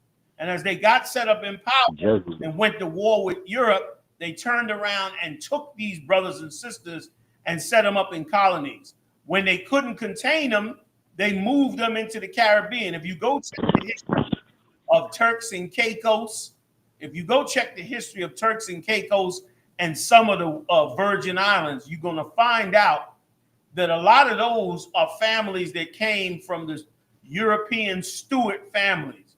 Those families were black, but they were not the slave owners. Those families was running from those that was ruling in Europe. So there's no misconception. Those brothers were not slave owners in the majority that they were talking about that were black. They weren't slave owners, but they were rulers trying to gain power so that they wouldn't be put back into slavery. So check your history out and find out that it was not black people that were sitting up in there enslaving these groups. It was black people sitting up there trying to free them and empower them from that captivity. Goes both ways. So you got to check that history. So that was both ways. Yeah, that's what I'm saying. And if I could, and you made a statement in the very beginning. You said that you just want clarification because you don't want your children to be bigots. Because you wanted to be clear on what it is that the history is. Your children should be bigots regardless of who was ruling in slavery. It wasn't black people. But even if it was black people, your children should be bigots. Why? Because your children I don't want them to be colorblind. You don't know what I was talking about? He said he don't want them to be colorblind. No, I don't want them to be colorblind. I don't want they need to be colorblind. Black people in America need to be colorblind real bad. Latinos in America need to be colorblind real bad. I want them to check this. Be quiet for a second. Hang on a second. Let me forgive me. Listening is an art, and there's a time. Hebrews 5:12 said, "For the time you ought to be a teacher, you must first be taught." Commander Johnny Yahanna is trying to teach you, brother. Just sit back and listen. Let me tell you something. Here's why every child should be a bigot, because white people are bigots against you. That's how they rule over you and control you. Mm-hmm. White people do that. If a white child goes to an elementary school with all black students, those black students will come together, will love and protect that white child and brush her hair. If a black child goes to a white school with all white students, those white students will call that child nigger, treat him like an outcast, and banish them from everything in that school. They'll have to work 10 times harder, like Muhammad brought out earlier, just to make it in that school. That's the difference. And that's why your children should be bigots. Your children should prefer their own. The scripture say, give me this scripture real quick where the Lord said, every animal liketh its kind. Like, it's dumb to not like and prefer your own kind. That is right or wrong. That is the dumbest thing in the world. I'm not knocking you, brother, but trying to shield your kids from looking at white people funny is ridiculous, because for hundreds of years, they've been teaching their kids not to like yours. Donald Trump, half the country voted for Donald Trump. Donald Trump ran on hating Latinos. And he didn't go and do no research on the history of Latinos to see if they were slave masters. He just got up and said they was rapists and selling drugs. That's all he did. He didn't go, I checked into the Caribbean history of the Caribbean islands, and we found out that they were actually black Latino slave owners. So let's now kick them out the country. He didn't do that. You know why? Because Donald Trump is a bigot. Donald Trump rules with bigotry. I'm going to hit you with something else. You're going to bring that scripture first, all right? Oh, you pulling the scripture, right? I'm looking. Yeah, oh, okay. We're going to get that scripture, and then we need to pull that scripture where the Lord said, when he sets us among the other nations, 7 nations more powerful than us, not to marry. God specifically told us to be bigots. I know you're probably not ready for this. Your church certainly is not. Most of you out there are not ready for this scripture I'm about to read. You know what I mean? Those of us that have been around the truth for years, we know about these scriptures. They don't even faze us. But many of you your brain can't comprehend that God told you to be a bigot for self-survival. God told you to be a racist for self-survival. I'm about to read them to you right now. You got the first one? The one you went after when you made every animal after his own kind? Yes. This is Genesis 1. It's like Genesis 1 and 24. No, the one where he said he loveth his kind. Oh, you know that one I'm talking about? I'm fine. I thought you was looking at Salah.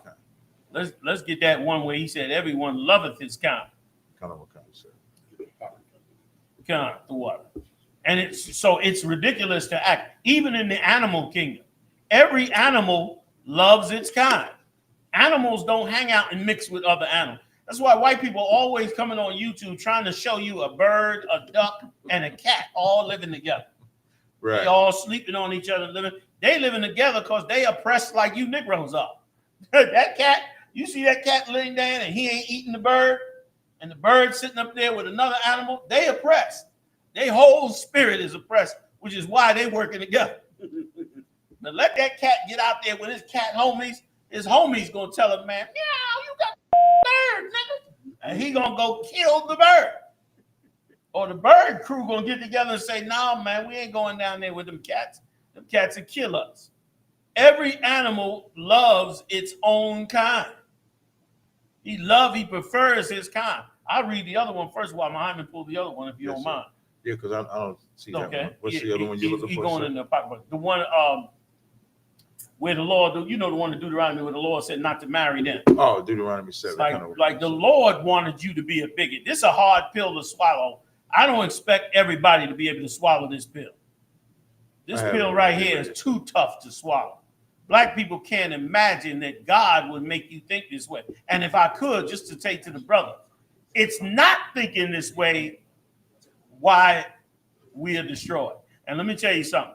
By not thinking that way, your children are going to be a victim. Yes, sir. Because white kids grow up believing they're superior to black kids.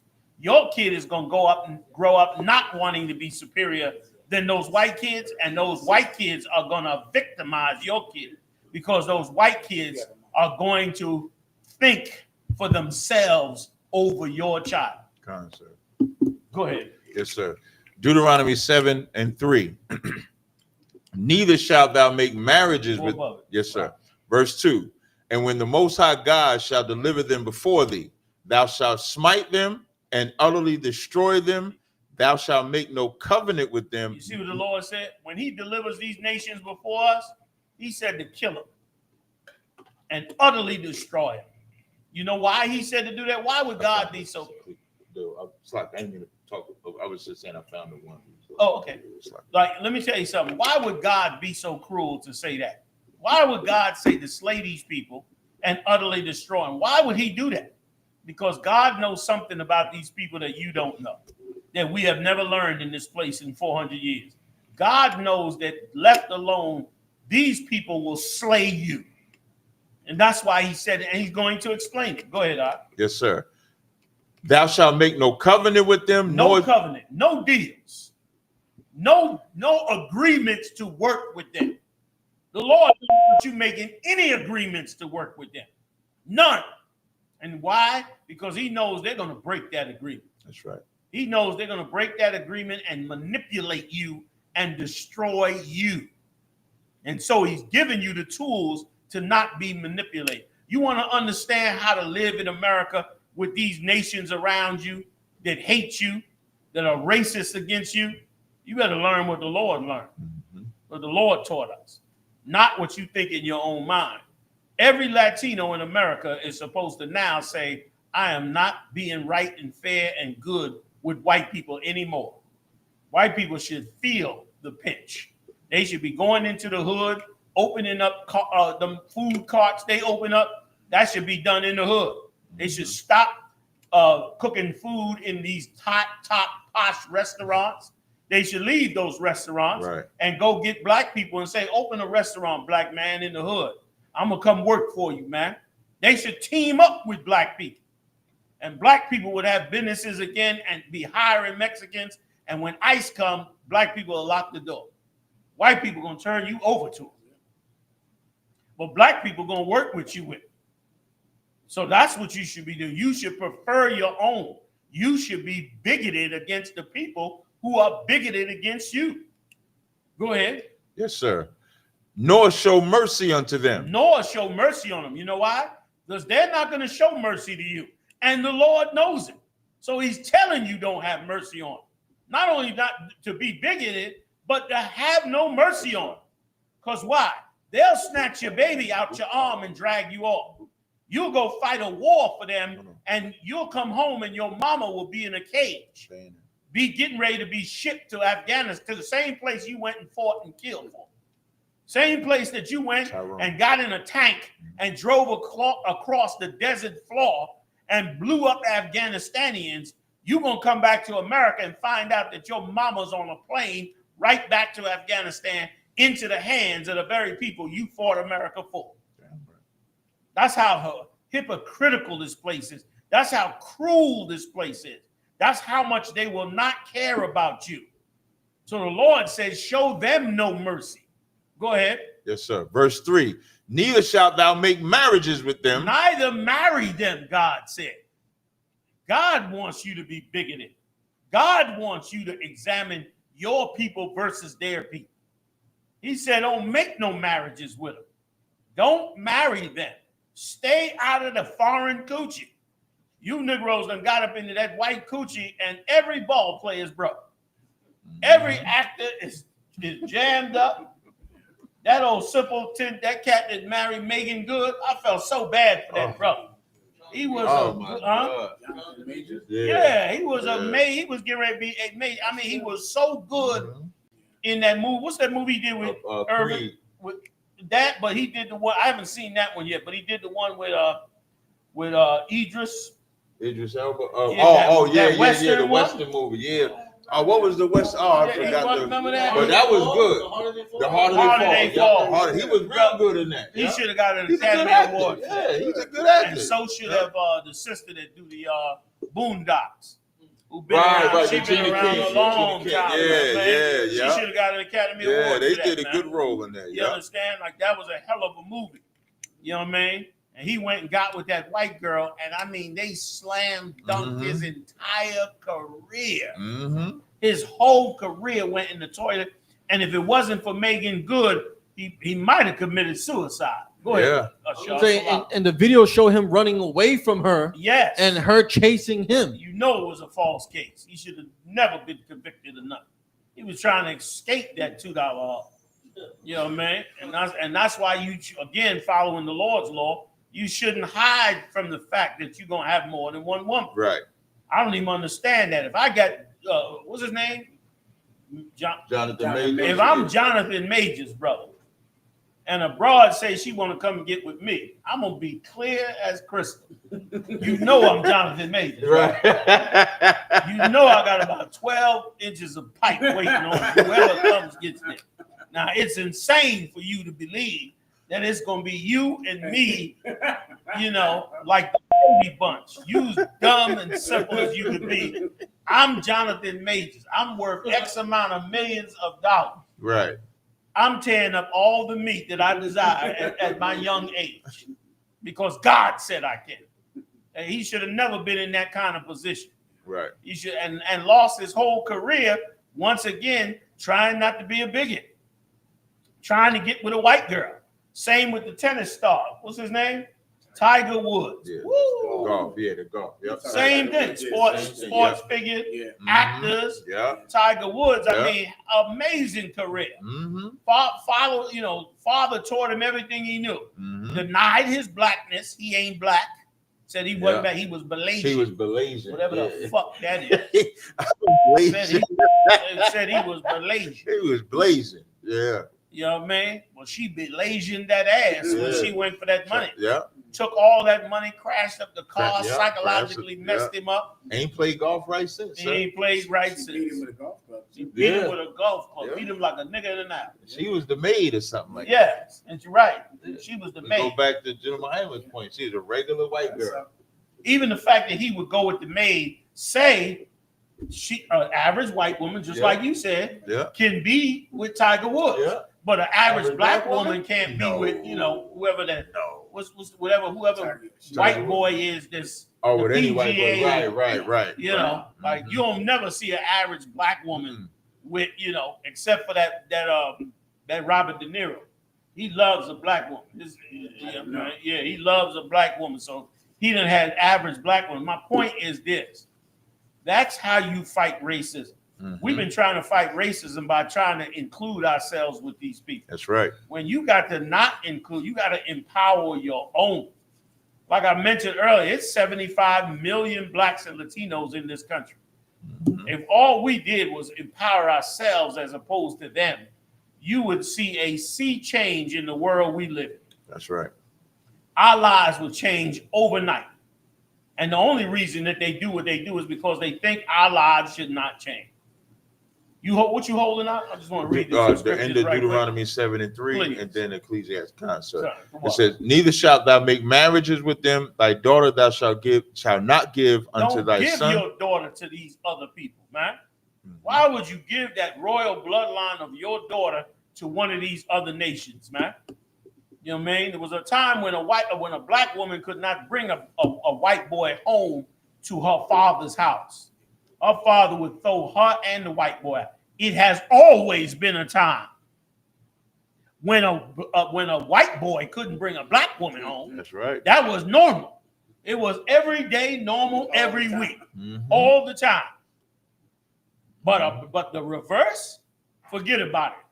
Rarely, but it happened that you couldn't do it either. Go ahead. Nor his daughter shalt thou take unto thy son. Go ahead. That's the end of that. I'm sorry. No, the next verse is Yes, so important. Yeah.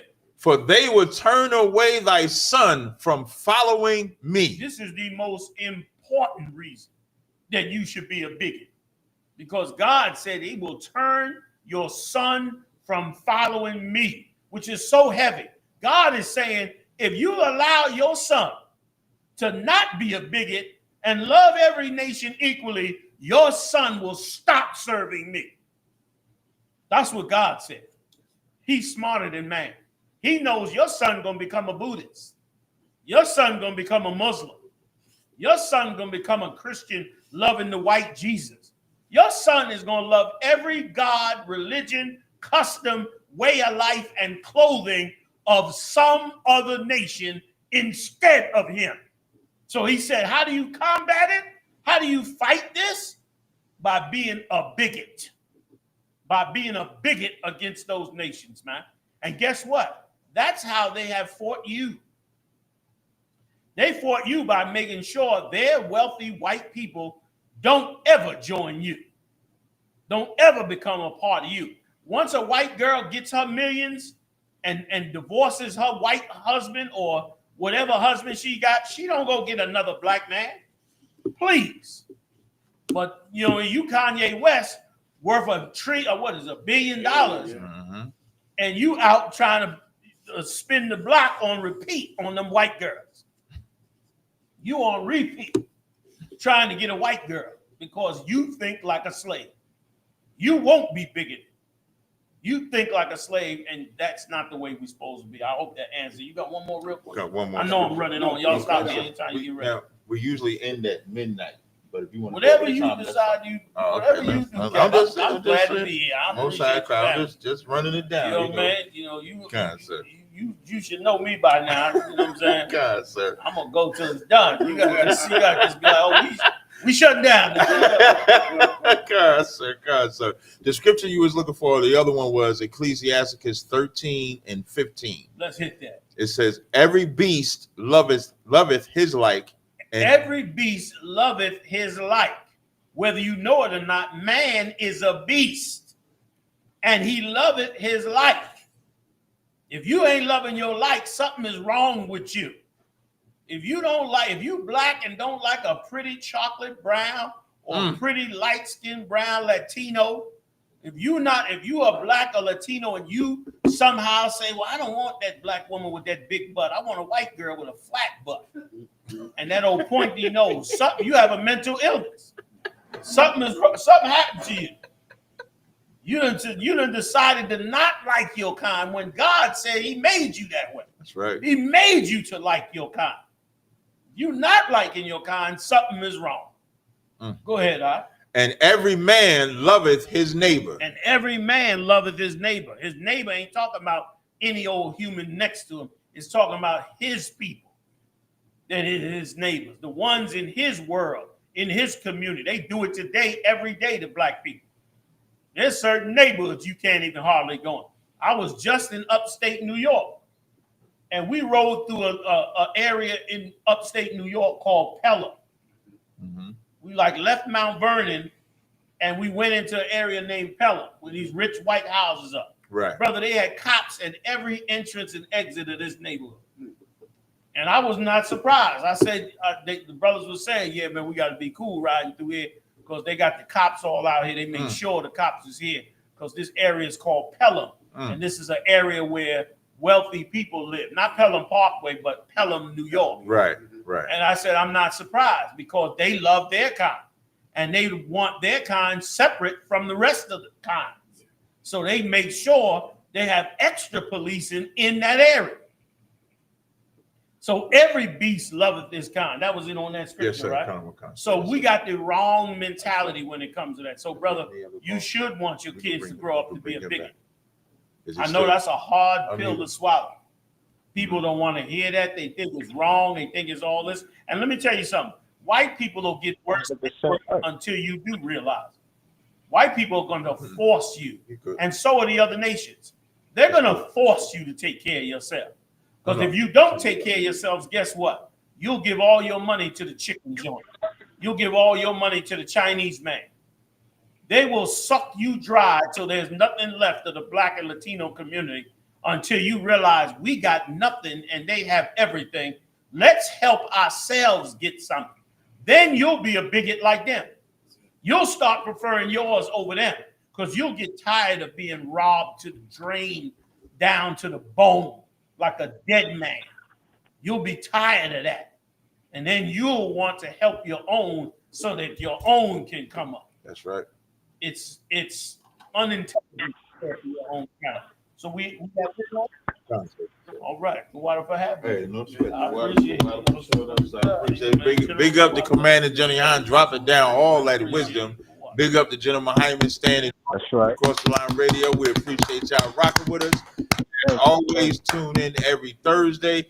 Make sure y'all tune in to Black Watch Mondays, Wednesdays, and Saturdays. And you never know when there's a pop event.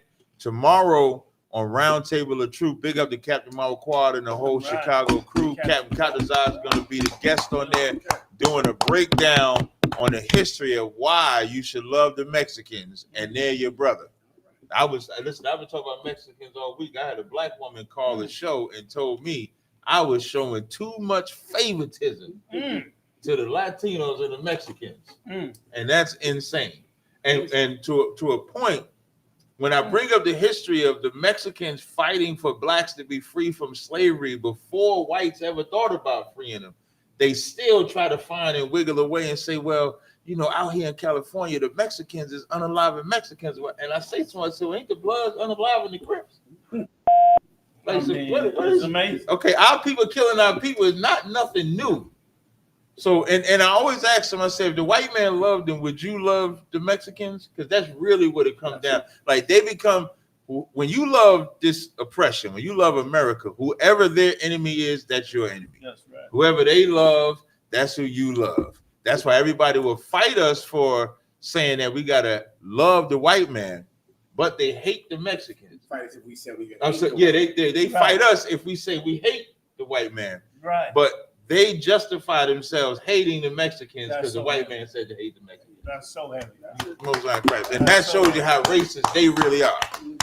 Like the amount they fight us over hating white people is just ridiculous. Right. But over the Mexicans is not a problem. We get up tomorrow and say we hate the Mexican, we don't get no beef at all. But we say we don't like the white man, we get nothing but some damn beef. And again, the Most High is a man of war. A real man of war would understand the opportunity that's presented before him. When you at battle, excuse me, and you see that someone who's not necessarily your enemy, you see them fall. That's your opportunity to join them to you against your enemy. Right. Instead, you don't want to join the Mexicans with you against your enemy. Instead, you want to be against the Mexicans more than you want to be against the white man. Right. You voted for the white man in, while he said that your people were a bunch of thieves and drug addicts and drug dealers. That's what he said about you. And you so dumb. You let Donald Trump get rid of the Latinos, and guess what? In a minute, Mexico will be another state of the United States. And your dumb ass will be riding with a pickup truck saying, free Mexico. Mexico don't belong to America. It belongs to us. Your dumb ass shouldn't have voted for Donald Trump then. Your dumb ass shouldn't have tried to join on to them. You hated the Mexicans, but you got no problem. And that's an amazing witchcraft. The white man has spun a web of absolutely amazing witchcraft on us, where no matter what he does, we don't have no problem with it. He tell you to your face, you Mexicans are bringing drugs, you doing this, and you just join it. You join it more, and get buried behind. Donald Trump said the African countries were shithole countries. Every African voting for Donald Trump. You think Matubu would be like Matubu? Right. Don't vote for him. No, right. He knew what to do. He said you in a shithole country and got all your votes. We should wake up. We should wake up fast. No sweat, sir. Wow. So with that, we'll see y'all next week. We clap it up. Make sure y'all tune in every Thursday, 10 p.m. to midnight. We have Cross the Line Radio.